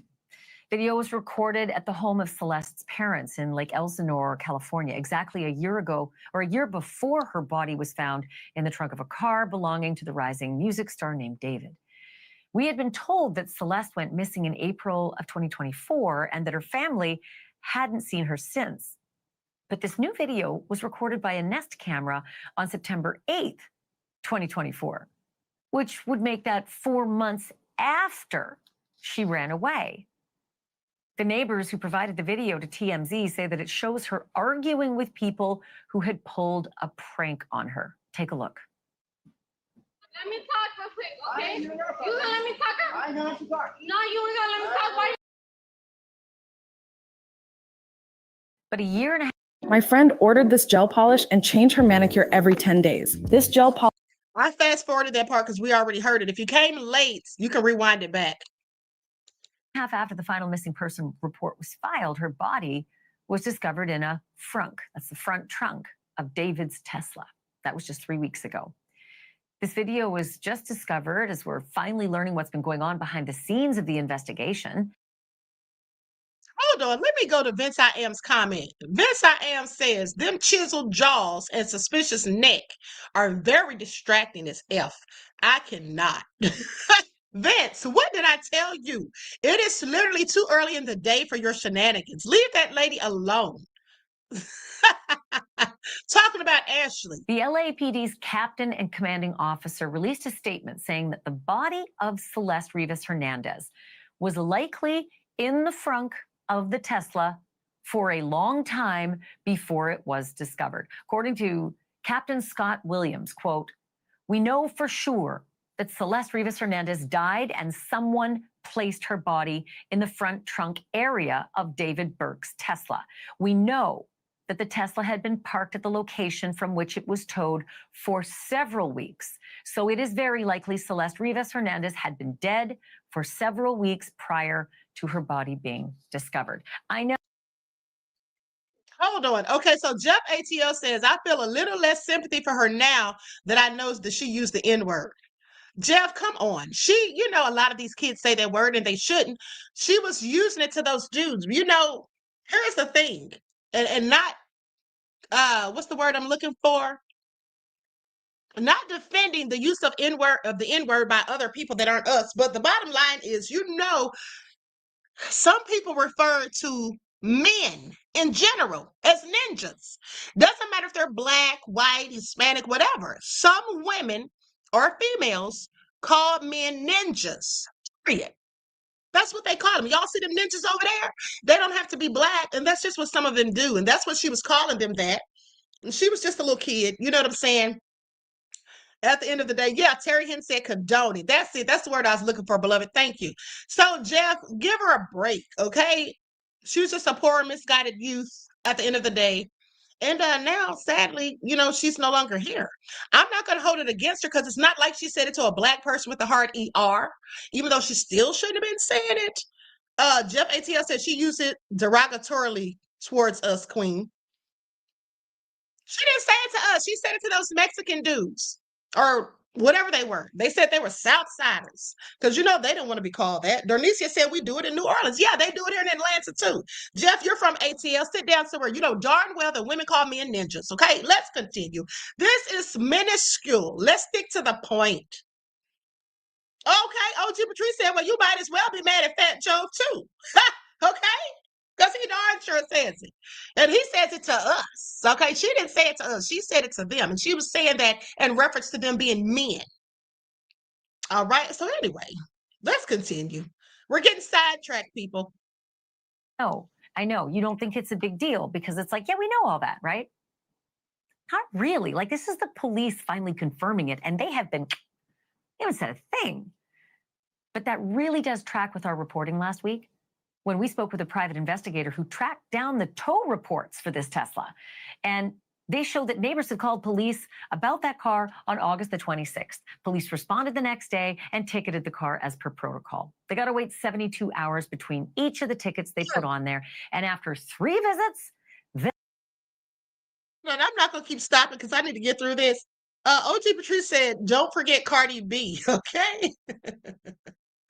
Nicole said, I think she called David the N-word and he lost it. Nicole, where are you getting all this from? Okay, Nicole said he was already crazy. Greta told Jeff to stick to the facts. That's why I'm laughing. Right, Jeff, stick to the facts, okay? Let's continue. and they can tow the car. The second ticket came September 3rd, and the Tesla was finally towed September 5th. So by our math, police were involved with the car for a week and a half. But the neighbors who lived nearby said the Tesla had already spent close to a month abandoned on that side road. And by the way, incidentally, it was just one street over from David's $20,000 a month mansion that his manager was renting. The Tesla was registered in David's legal name, David Burke. The 20-year-old singer has not been arrested, nor has he been named a suspect. But his friends confirmed to TMZ last week that he was indeed in a romantic relationship with a 14-year-old girl, Celeste. Social media posts indicate they may have even known each other since she was 12 and maybe even 11. Captain Williams responded to the friend's characterization by saying, quote, as far as their relationship, it would be premature for me to say anything. We are looking into everything. An important piece of the puzzle that has yet to be determined is Celeste's cause of death. The medical examiner has deferred a cause while they await the toxicology results. But one thing they have determined is that Celeste Rivas Hernandez was not pregnant when she died. She had not even been pregnant in the past year either. There was a lot of speculation online that she may have been pregnant with David's child. Maybe that was what led to all of this. But as for David, his reps say that he is, quote, fully cooperating with the authorities. When Celeste's body was first discovered, that's what they said, back on September 8th. That was one day after Celeste's 15th birthday, during which she was decomposing in that trunk. But interestingly, Captain Williams would not confirm that David is still cooperating. David's been off the grid. He said exactly nothing about Celeste, about her dying, nor did he ever mention a thing about her birthday. And now here's where Ashley lost me. So she's sitting here saying that David was friends with Celeste at least, even though we feel like there were probably more. But she says David hasn't mentioned Celeste and didn't even mention her birthday. Lady, the girl was found dead and dismembered in the trunk of his car. I wouldn't be mentioning her either. Her name would be the furthest thing from my lips. I would not be talking about her birthday. And if somebody mentioned her to me, I'd be like, Celeste, who? What are you talking about? I have nothing to say. Speak to my lawyer. Girl, are you serious right now? Yeah, he's doing the right thing by keeping his mouth shut. Okay? And at this point, I definitely would not be cooperating with the police. He needs to have a lawyer and not be saying anything without the lawyer present. That's how that goes. Now, I'm not defending him because I think he's a whole killer. I'm just saying that if I were his lawyer, I would have told him to keep his mouth shut and don't tell the police a darn thing else. Whatever you've told them, leave it at that. Don't say anything else. That's just what you do. Okay, please. She's talking about saying something about birthdays and all that. He needs to be quiet somewhere like he's doing. remember, her birthday was the day before her body was found, and we all discovered this name, Celeste Rivas Hernandez. So if she was his girlfriend, why no mention of her birthday? Especially if technically, if he's innocent, he doesn't even know yet that she's dead or in the trunk. I was treated for my moderate to severe frown lines, crow's feet, and forehead lines. This I have said Alexa play Hush by LL. One person who is talking is his manager, Josh Marshall. David had been living in a mansion, I said, in Hollywood Hills. Here it is. Lise was the manager, right? Some reports suggested that Marshall was also living in that house along with the singer. A red Tesla was driven out of the garage last week by a masked man. And the plates, according to a KTLA reporter who was at the scene, traced back to David's management. The manager, though, Josh Marshall, says, is denying the accusations on TikTok that this is his car.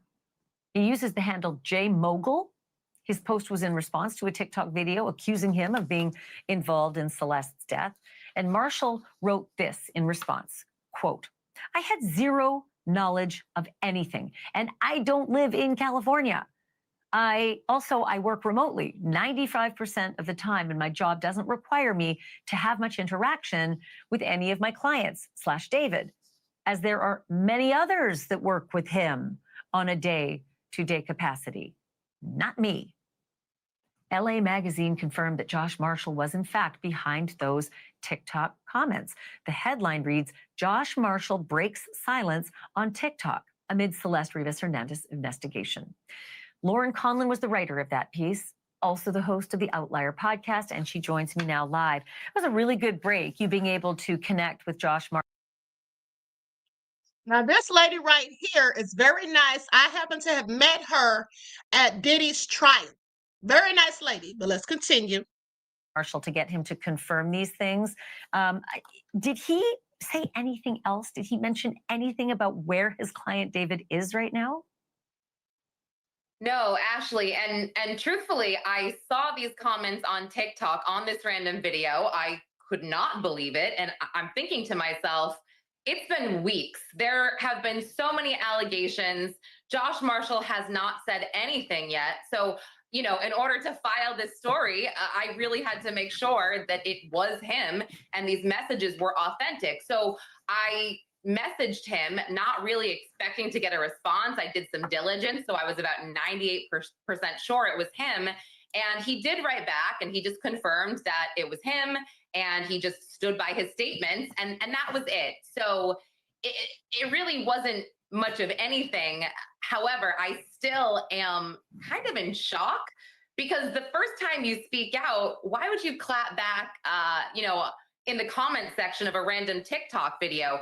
I do feel like he possibly has consulted with a lawyer, which is maybe why he didn't bring Celeste's name up at all. And he didn't really say anything else besides the denial of knowing anything. So who knows? But I was just really surprised. Well, I was happy to get that clarification that the car license plate traced back to management, not him as manager. So it was interesting to hear him say, "Hey, hold it, that's not my car." The jury's out on that, but I'll take him at his word for now until we know otherwise. Queen Sam said, I think I remember you speaking with her outside of the Diddy trial. Excuse me. Yes, I probably was, beloved. You probably did see that because I was talking to her on several occasions. And she, like I said, was a very nice lady because most of those reporters, I didn't like their asses. They seemed like haters. And, talk down to some people, not me, because baby, they would have gotten all the smoke because, I keep it ready. But they were trying to talk down and act like some people, were not as good as them or whatever. Okay. They didn't like something I said on the elevator one day about the case that was in favor of Diddy, but they didn't say anything because they knew not to. Okay, but I could tell from one of them's face, one of them that we call Olivia. I think her name's Tanya, but we called her Olivia behind her back because she got them old looking eyes. Y'all remember on Color Purple when they said she's Olivia because she got old people eyes? Yeah, that's what she looked like, and so that's what we called her. And she had a whole attitude, so all I'm saying, honey. I guess they thought they had all the degrees, honey, but the queen got just as many, if not more, degrees than them. Okay, so they just thought they was doing it. So I wasn't feeling any of them, except for her. She was nice, and my friend James, and a couple of others. But let's continue. I want to ask you about this mystery email. This is just so curious, though. It's an email that apparently was sent to Josh Marshall. Again, this is the manager of the singer, David. And it's sent by, quote, adults in Celeste's life after her final runaway in 2024.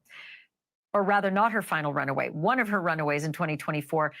The day after the email, Celeste returns home, almost as though the email gets to David and Celeste, and they're like, go on, they're on to us. You better go home, right? The private investigator we talked to about this said that there is proof that the email was sent. Do you know at all if the email was received? Well, according to Josh Marshall, he did not get any type of email. And this is what I think really possibly triggered him to write this denial. He was just like, no, I never received any email. I have no knowledge. And this statement was actually made on a live stream that I did. And I think what happened was it just got clipped by different TikTokers and different content creators. And the headline here was, Josh Marshall knows. What does Josh Marshall know? And he's like, what are you guys saying? I don't know anything. So it felt like it was important to him to clarify this. However, when I saw this, I did go back to my source, the private investigator that we both know. And he's like, nope, I stand by this. I see it right here. I'm looking at it. And not only that, Ashley, he said that his source behind this email sent it to law enforcement, and now it's in law enforcement's hands. So, I mean, it's definitely, it's definitely a he said, she said here, but I'm trying to report both sides. I'm trying to be fair. I'm trying to be unbiased and open-minded because when it comes to this case, Ashley, I am baffled. My mind is racing every day, and the police owe us nothing. They owe us nothing. And, unless we are in danger, unless the public is in danger. So I'm grateful that they're speaking out. However, it seems like more of the same, just in different words. I'm with you. Lauren Conlon, thank you for this. Great job. And I look forward to our next chat. Thanks for being here. Thank you. Good work from Lauren Conlon. Okay, I need to pause here because I want to run these latest details and the documents past an expert. He is the PI that we just talked about, and you met in our special report on Friday, who gave us the details on the Tesla days before the police did, and who's been reading between the lines on the dead runaway's death certificate. He's next.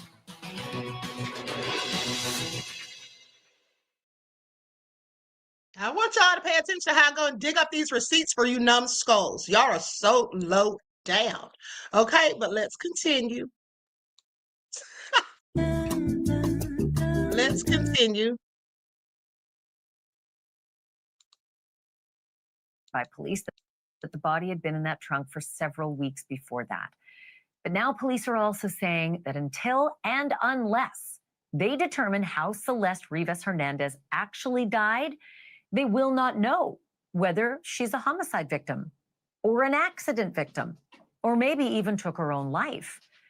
In a statement to News Nation, the LAPD captain overseeing the investigation said the following, quote, "It remains unclear whether there is any criminal culpability beyond the concealment of her body."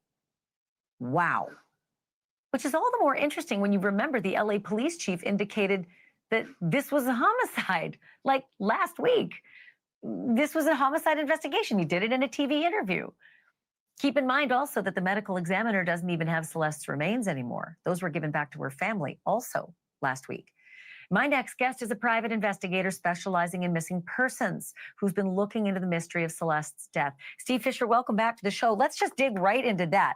Last week, we've got the chief of police, Jim McDonnell, saying, whenever you investigate a homicide, you look at all the associated issues as well, and that's something they'd certainly be looking at when asked about this case.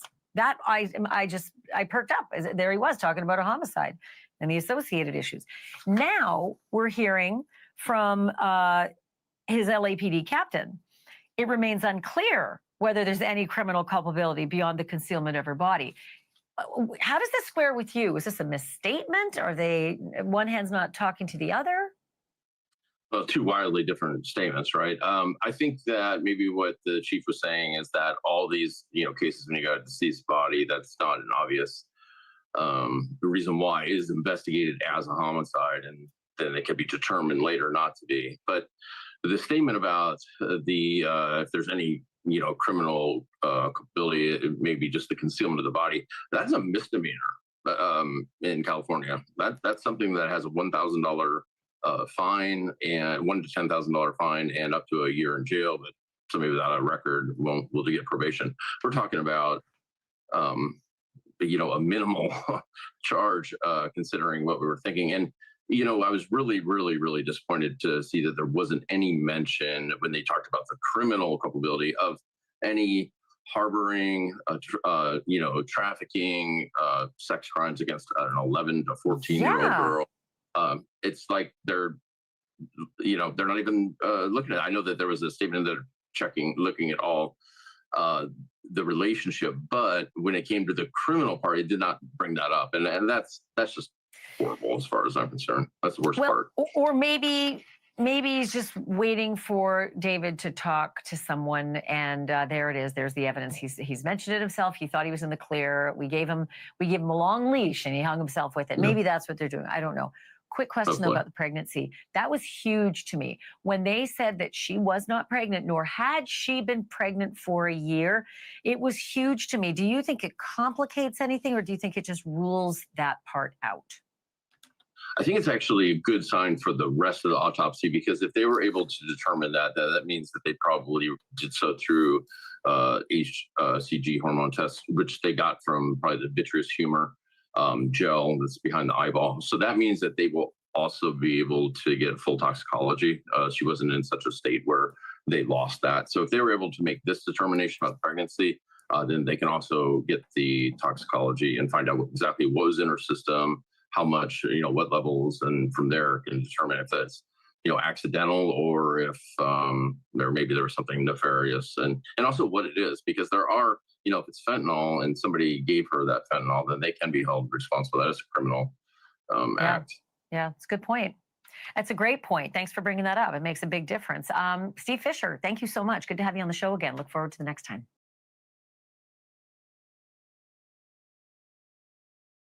So thanks to Ashley Banfield for that very thorough reporting. Okay, so now let's talk about this chick who killed her newborn baby and hid it in the closet. This is her right here, and her name is Laken Snelling.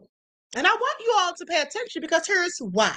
While the news and media love to portray Black youths as being thugs and criminals and just out of pocket like a pistol at a robbery, they hide these sort of thugs behind closed doors. And when these thugs commit murder, as they oft do, they will downplay it, will not really give them any consequences for it. I guarantee you this young lady is not going to go to prison for murder. She clearly killed that baby. What she's going to likely get is desecration of a corpse or something like that. And you know why I know that? Because that's the same thing that happened to this young lady, Brooke Skylar Richardson. Okay, back in 2018, if I'm correct, and I believe that I am because I reported on this on Facebook. Now, she was 18 years old and pregnant, hid the baby. When the baby was born, she stabbed it, buried it in her backyard, set it on fire first. I forgot that part. And then when she got caught, because she went to a gynecological exam and they could tell that she had given birth at some point about 2 months after. And so they did a little investigation and found that baby bird in the yard. And then she told them that the baby was already dead. It was born dead. I didn't kill it. But if you didn't kill it, why in the hell did you stab a dead baby and set it on fire and then bury it in your backyard? So the only thing they really charged this thug with, this whole demon seed spawned from the pits of hell, in my opinion, the only thing they charged her with was something like desecration of a corpse. Well, they actually charged her with multiple counts, but that's the only thing she was convicted of. Okay? And we can look at her and see why. And so I'm pretty sure that's going to be the same case with this one right here, because guess what? She has the exact same story. The exact same story. And Ashley Banfield covered this, and we're going to get into it. But before we do, let's just go to this news report, or let's just go to this report by the New York Post. Kentucky cheerleader Laken Snelling's roommates heard her giving birth, then snuck into the room and found a dead baby in the closet. Now, Laken Snelling's roommates heard loud noises coming from the University of Kentucky cheerleader's bedroom. Okay, so the roommates were very suspicious that Snelling was hiding a pregnancy. So they heard a commotion as the 21-year-old student gave birth to a baby boy at about 4 a.m. on August the 27th in her off-campus house in Lexington, according to court documents obtained by Lex 18. So she went to the same college my sister went to, U of K, because that's the college in Kentucky, or Lexington, Kentucky. But anyway, I was down the street at EKU. But let me continue. So hours later, the cheerleader allegedly told them that the noise was from her having fallen over, passing out from a routine illness. Yeah, right. So she then left the apartment to pick up a McDonald's, ditching her 9:30 a.m. class, according to court documents. So you just gave birth, killed this baby, hid in the closet, and you go get you some McDonald's? Yeah, that's diabolical. Isn't that crazy work? But let me continue, because what do I know about being a whole killer and a thug who gives birth and hides it in the closet? Now, while she was gone, the roommates went snooping into her bedroom and found a blood-soaked towel on the floor and a plastic bag containing evidence of childbirth, according to an affidavit. They then found the newborn stuffed inside a black plastic bag in a closet. They called 911, telling the dispatcher the infant was cold to the touch.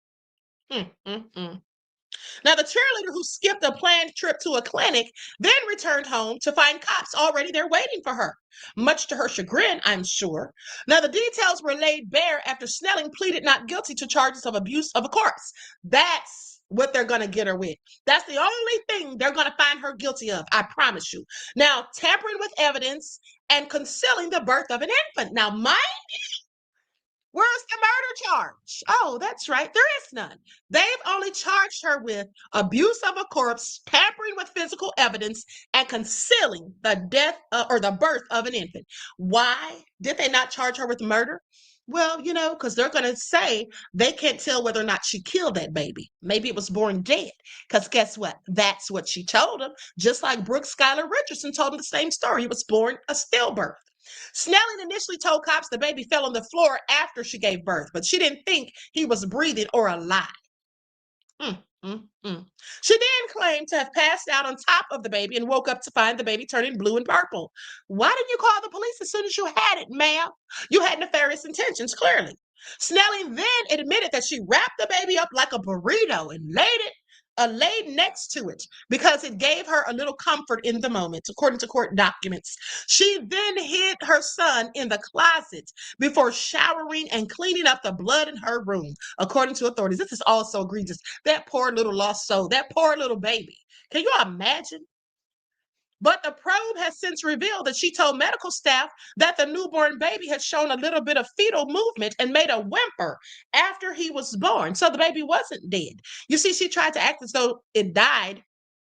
I'm sorry, let me correct myself. She didn't say that it was a stillborn. She tried to act as though she accidentally killed it once it was born. And then she said that it made a whimper. Well, that's how we know it was alive. She allegedly took several photos while she was in labor too, but then deleted them in an attempt to hide the birth, according to police. Well, guess what? The police can absolutely retrieve deleted messages. Now, in the wake of her arrest, Snelling withdrew from the Lexington area school and is no longer a member of the stunt team. Do y'all hear this? Absolutely egregious. Absolutely egregious. And her name again is Laken Snelling. All right, so you all heard that nefarious tale, but hold on because there's clearly more. Likes up, everyone, please. Like and share. Thank you in advance.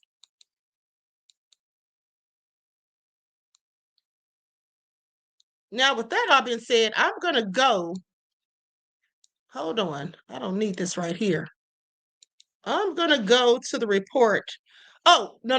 Hold on for just a second.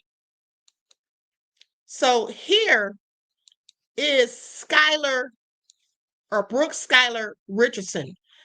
I want you all to pay attention because, like I said, she was found not guilty of most of those charges. I'm going to go to the report. And like I said, this is the same story, and I'm willing to bet money. The only difference that I can say in Laken's story is that Laken admitted that the baby was alive. She said that it whimpered and had a little fetal movement. But Brooke said her baby was born as a stillbirth, and they couldn't prove that she was lying, even though they should have known through circumstantial evidence that she was absolutely lying because she said she stabbed it and then set it on fire and then buried it. Like, why would you do any of those things if the child was born at stillbirth? Okay, make it all make sense.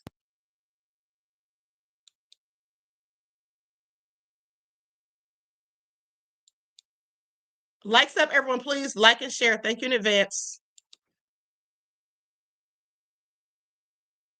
Give it a minute for this to, okay, here we go.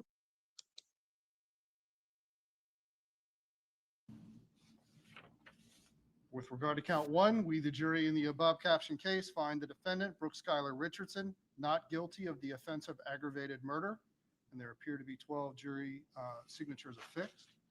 Verdict form 2, involuntary manslaughter. We, the jury in the above captioned case, do hereby find the defendant, Brooke Skylar Richardson, not guilty of the offense of involuntary manslaughter. Count 3, child endangerment. We, the jury, find the defendant, Brooke Skylar Richardson, not guilty of child endangerment. It does say we further find the defendant did not cause serious physical harm to the alleged victim, but that finding is not necessary as a matter of law. Verdict form number 4, we, the jury in the above captioned case, find the defendant, Brooke Skylar Richardson, guilty of the offense of abuse of a corpse. Ladies and gentlemen, are those the verdicts of the jury? Yes, sir. You may be seated. And with that being said, just like that, she only got about 6 months, and I think that she was given probation or something like that. But the most that you can get, the most that she was going to get for the abuse of the corpse was about 6 months. Okay, and then I want you all to pay attention to this, because for whatever reason, 48 hours took it upon themselves. I'm not going to play the audio. I'll tell you what they were basically saying, because I don't want any copyright issues. But 48 hours did a visit with her after she got off for murder. She's a whole thug. Now, I want you all to think about what kind of low-down, nefarious, demonic person you have to be to murder a baby at birth. You have to be a whole demon. I don't care what anyone says. You got to be a thug. But for whatever reason, as I said, 48 hours decided to go and talk to her. Brooke Skylar Richardson had never before seen video. Okay, I want y'all to pay attention.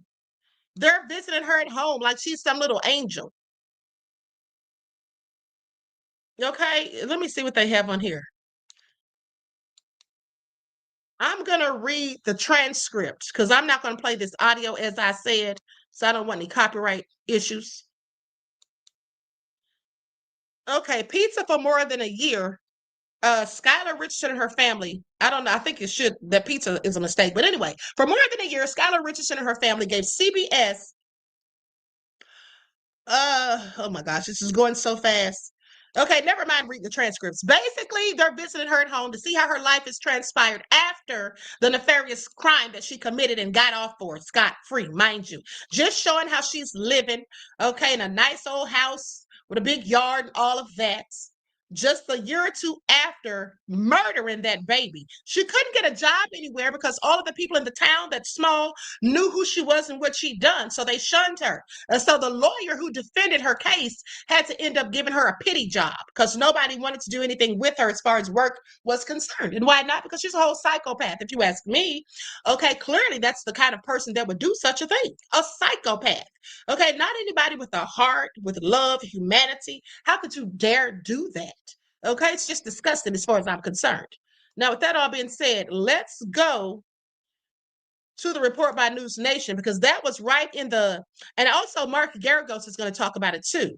And you know, it seems to me like Mark Garagos, who's Tini Garagos' father, okay, if you know Tini Garagos is Diddy's attorney, one of them, well, her father, basically, in my opinion, they were sounding like, I don't know, like they hope she gets off.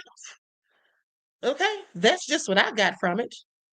That it sounded like they were hoping that she would get off. Hold on, beloveds. Where did I send that darn article? Hold on just a second. Okay, here we go. So I'm going to go to the timestamp. Likes up, everyone, please. Don't forget to like and share. Thank you in advance.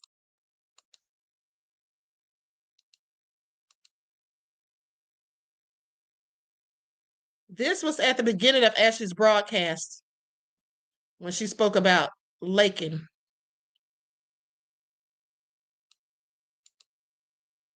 First, and they called 911, but by then the 21-year-old mom, Lakin Snelling, was no. Above all that drama, says Queen, have you heard they're seeing Charlie Kirk's parents or siblings? Have you heard they're seeing, what do you mean they're seeing his parents and siblings? What are you talking about, beloved? Are you trying to say they're suing him? Like, what are you talking about? And no, I haven't heard anything about Charlie Kirk's parents or siblings. Okay. With that all being said, let's continue. Thank you for your contribution to the channel. Peace, love, and blessings. Please put exactly what you're talking about in the chat. Hold on. You said saying. They're saying Charlie Kirk's parents or siblings. Have you heard they're saying? They're saying what, though? You're still not giving information. You're saying they're saying what about them, beloved? What are they saying about them? Okay, let's continue. Longer home. We also know for the first time where she was, and I'm going to let you in on that one in a moment, might make you blink. But when authorities arrived at the scene, we know that the baby was dead.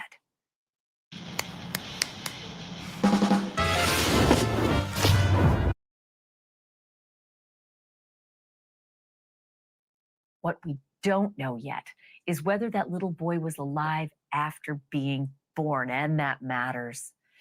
In fact, there is something that Lakin Snelling herself would say later on that suggests. Oh, they're saying that his parents are siblings. Oh, you know, I wouldn't be surprised, beloved. I would not be surprised. That would explain some things, but let me continue. Thanks for the information. I'll look into it. Maybe that baby was alive when he was born. As we've reported before, the now former university student athlete is charged with a couple of things: abuse of a corpse, tampering with physical evidence, and concealing the birth of an infant. But notice on that list what's not there?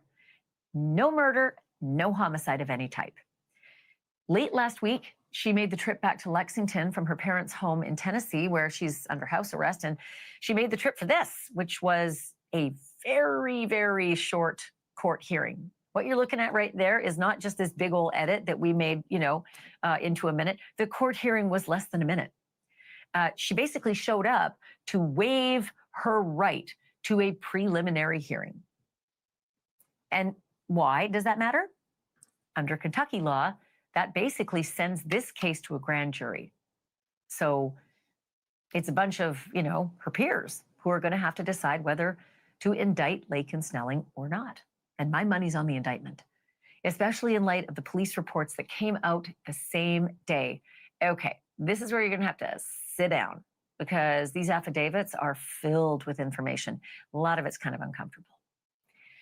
The affidavits that were filed to get search warrants show that while Laken's roommates claim to have been in the dark about her condition all along, Laken had been Googling, quote, different things pertaining to pregnancy and had used, quote, different hashtags for different weeks pregnant on social media. Social media, which makes me wonder how in the dark were these roommates? Don't they follow their roommate on social media? Police also found pictures of Laken, quote, doing things that ordinary pregnant women would not be doing. And there's no explanation in the affidavit, but we kind of wondered if it was this. These were the pictures that we aired a while back, showing Laken Snelling in the cheerleading stunt team. She's a member that's slipping and tumbling at a meet that would have put her, by the date of this meet, at about 5 months pregnant. And get this, police also found pictures that Laken took of herself while in labor. Those were not posted to social media. In fact, those were not easy for the police to find. I bet you know why I'm about to tell you, right? They were not easy for the police to find because they were deleted.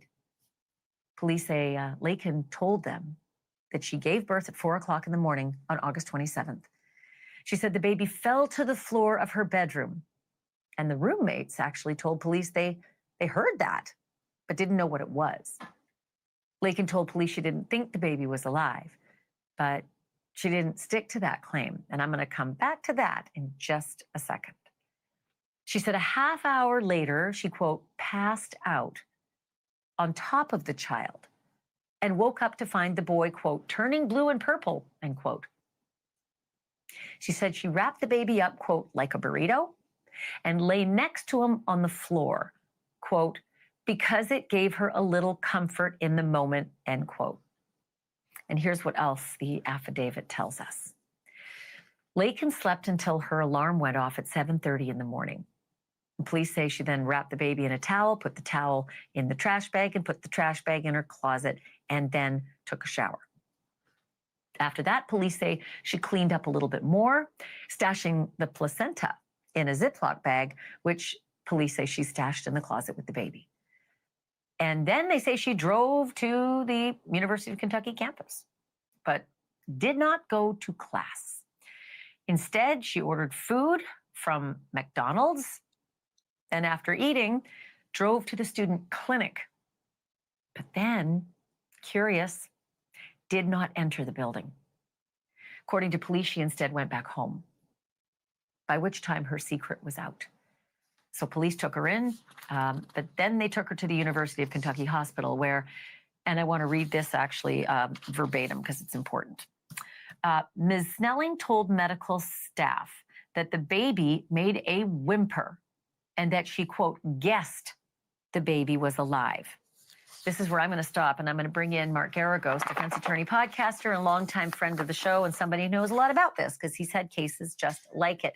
Okay, Garagos, I think that last line is super important to me, that the affidavit says Laken Snelling.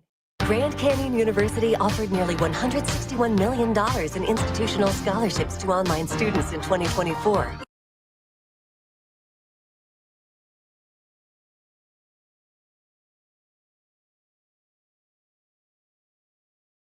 Made a whimper. That's kind of solid proof that the baby was not stillborn, that the baby was born alive. It's definitely something that the pathologist is going, and the coroner is going to want to factor into his discussion. When we talked about this case last time, We talked about, or you had a guest on that was also a pathologist. And one of the things they talked about, or I at least characterize it as the kind of medieval tests that they use in order to determine this. It really is, for all of the advances we've made in science, when it comes to figuring out if it was stillborn or not, it's still very, very primitive. But the admission from the mother that there was a whimper or a sound which suggests taking a breath, that is key to a coroner making the determination if there was a live birth, because the breath, the lung capacity, that is what they have concentrated on since time immemorial.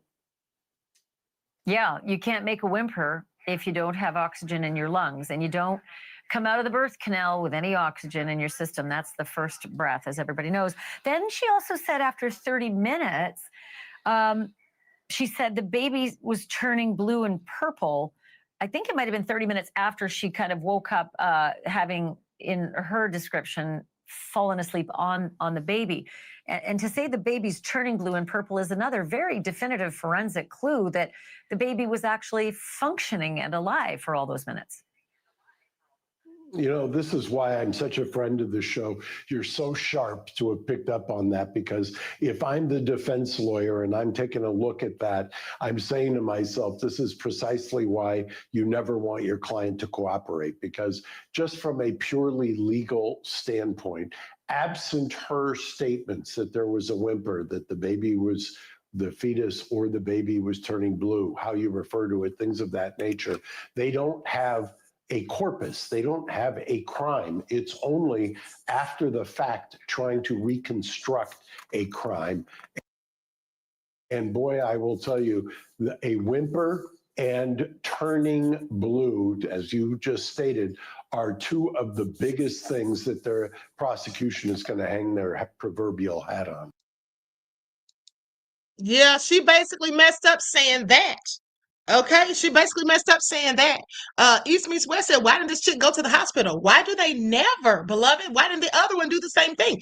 It's because they didn't want people to know they were pregnant, and they knew they were pregnant the whole 9 months, and so they just knew that once the baby gets here and they deliver it, they're going to kill it.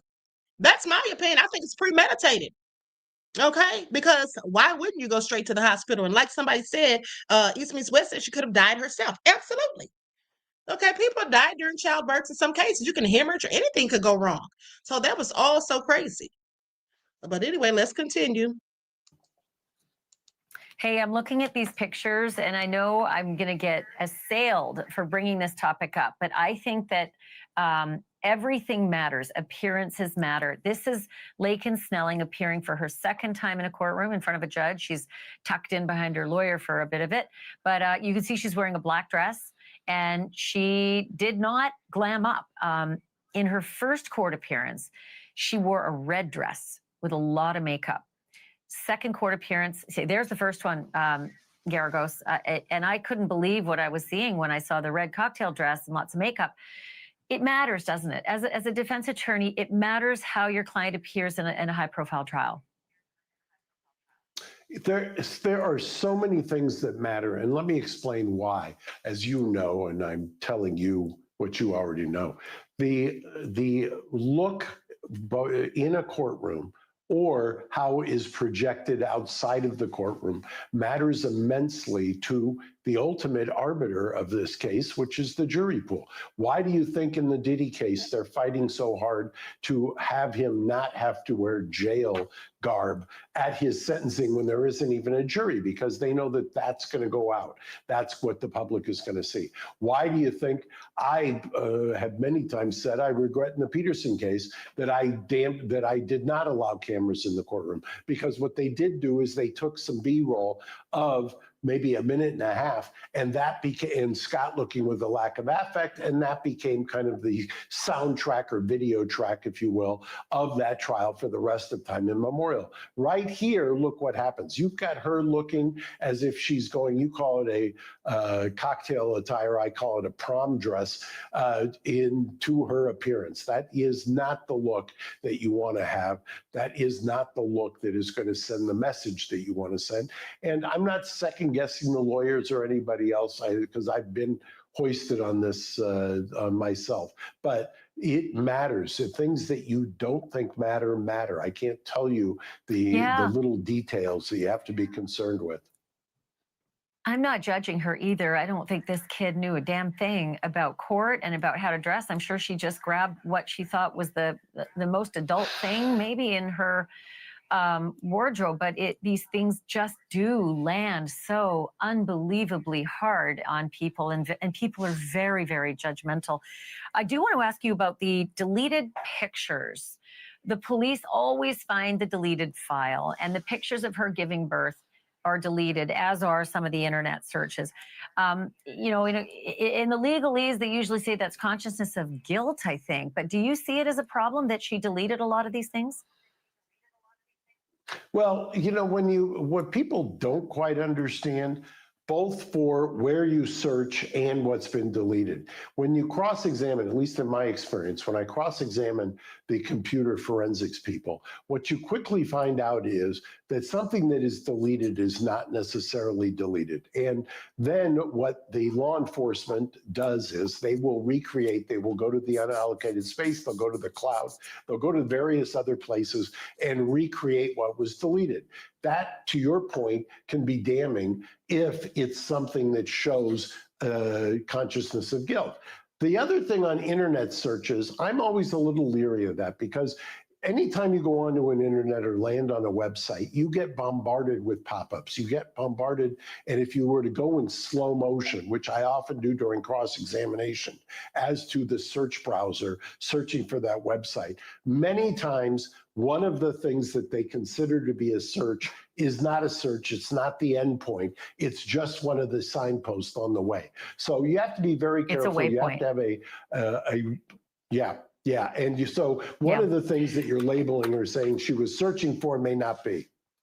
One of the things I found most interesting about the teamwork.com report is this idea of the opportunity cost of not using technology in the most ambitious way you can. Hi, I'm Tom Goodwin. I'm with teamwork.com looking at their new report on AI and technology. I've always used Okay, quickly, I only have about 20 seconds left, but I've got to ask you about the trip to McDonald's after she, you know, allegedly wrapped this baby up, put it in the closet, put him in the closet, left the house. I remember giving birth twice to two little boys, and I was absolutely famished the next day. And here's a girl who's probably going to be assailed for going to McDonald's when maybe she couldn't face whoever was in her house to get food in the house and just wanted to get away from seeing anybody. But how do you spin that if you're a defense attorney in court? And that's a really ugly fact. Just basically embracing what you just said. I mean, generally, if you've got either a female judge or females on your jury, or anybody who's been around a female who has just given birth, they're going to tell you exactly what you just said, that sometime right after giving birth, right after you've recovered from what is an ordeal, you become incredibly famished. And clearly there is no playbook after these kinds of things. I mean, if you believe that she didn't really know, or she may have suspected but didn't know until it happened, which is the kind of the situation that I've defended on a couple of occasions, there is no playbook for how you react, but there is also, it is a biological fact, so to speak, that you are going to be, as you, to borrow your word, famished. And if you're famished, you're hungry, you're going to go where you're going to go.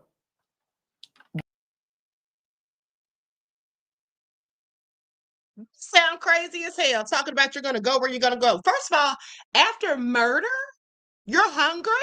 Yeah, I don't think so.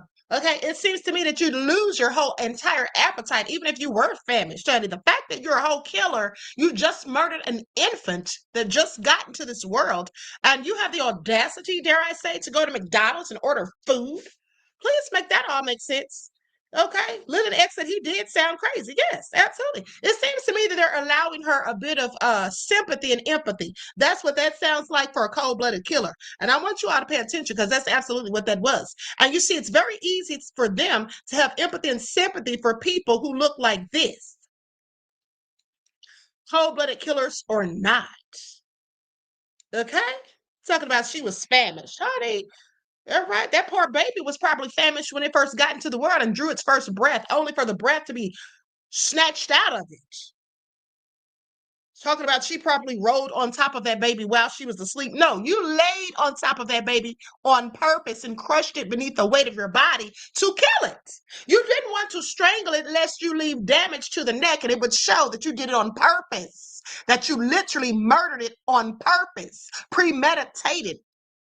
But at the end of the day, if you just roll over on it, you could say, oh, that's an accident. Let's not forget that she likely got that idea from the internet. Because didn't they say that she was Googling things about how to kill a baby or saw all kinds of stuff and she deleted the searches? So this is all egregious, honey. Rest in peace to that poor little old baby. Didn't deserve any of this. It didn't ask to be here. Okay, she could have had that baby and given it up for adoption.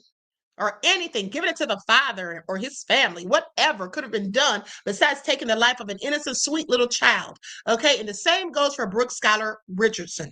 That poor little baby that she killed would be about 6 or 7 years old today. Isn't that so sad? But she gets to live her life. Okay, she's living her life like it's golden.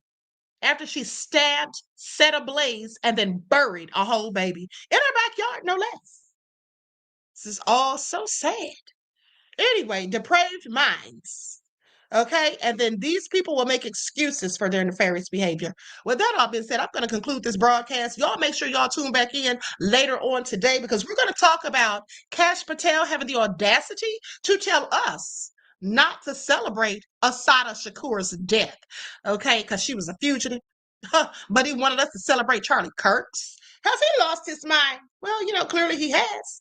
All right, if he wants black folk to not celebrate or to not grieve, shall I say, the death of Ahmadiyyah, but rather Charlie Kirk. Yeah. Okay. We don't do that on this channel. That's what we don't do because we don't have raccoons over here. All right. We don't have raccoons over here. We have revolutionary minds over here. And we're absolutely going to talk about Ahmadiyyah and Kash Patel. I don't even want to tell you where you can go, but it isn't Valhalla. Okay, please pay attention. With that all being said, I love you all to life. I hope you enjoy the rest of this beautiful day. Each one teach one. That's how we grow and thrive. Do something productive, constructive, but never destructive. And always remember, beloveds, above all else, always keep the Most High first in your life. Okay, and with that all being said, I will see you all back at between 6:30 and 7. Okay? And so until next time, beloveds, peace.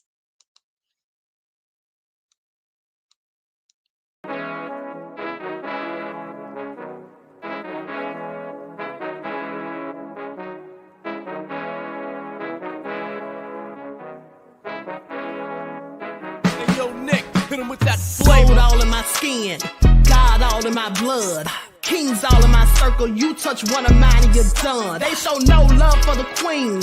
Why you hating on me? Is it cause I'm free and I got Malcolm X in my jeans? I got dreams like King Luther, shed blood like Kunsa. You ain't helping my people, I ain't got nothing to say to ya. I want all the smoke like hookah. Talking reparations, America won't be great until they give us compensation. I'm like, I'm the hottest right now. See a bunch of lames out here trying to jock on my style. They be doing too much. I'm the queen, it's too easy. It's like they all at Popeyes, how they be talking so greasy. I just sit back and laugh while these haters get madder. So nefarious how they don't want my pockets with cheddar. I tell them they can do better. These snakes in the grass can leave a bite on your ass, cause y'all be trusting too fast. I got my foot on the gas, other one on they necks. Dropping receipts on haters, you better show some respect. I'm never facing regrets, we only facing the threats. Running through every challenge like a relay, break no sweat. It's a cold game, so I got that blanket with me. Now that my people awaken, ain't no going to sleep. I do not play by my piece, this time I'm playing for keeps. You talking slick, but when I see you like them ends, we gon' meet. And I got gold all in my skin, God all in my blood, kings all in my circle. You touch one of mine and you done. They show no love for the queen. Why they hating on me? Is it cause I'm free and I got Malcolm X in my jeans and I got gold all in my skin, God all in my blood, kings all in my circle. You touch one of mine and you done. They show no love for the queen. Why they hating on me? Is it cause I'm free and I got Malcolm X in my jeans and I got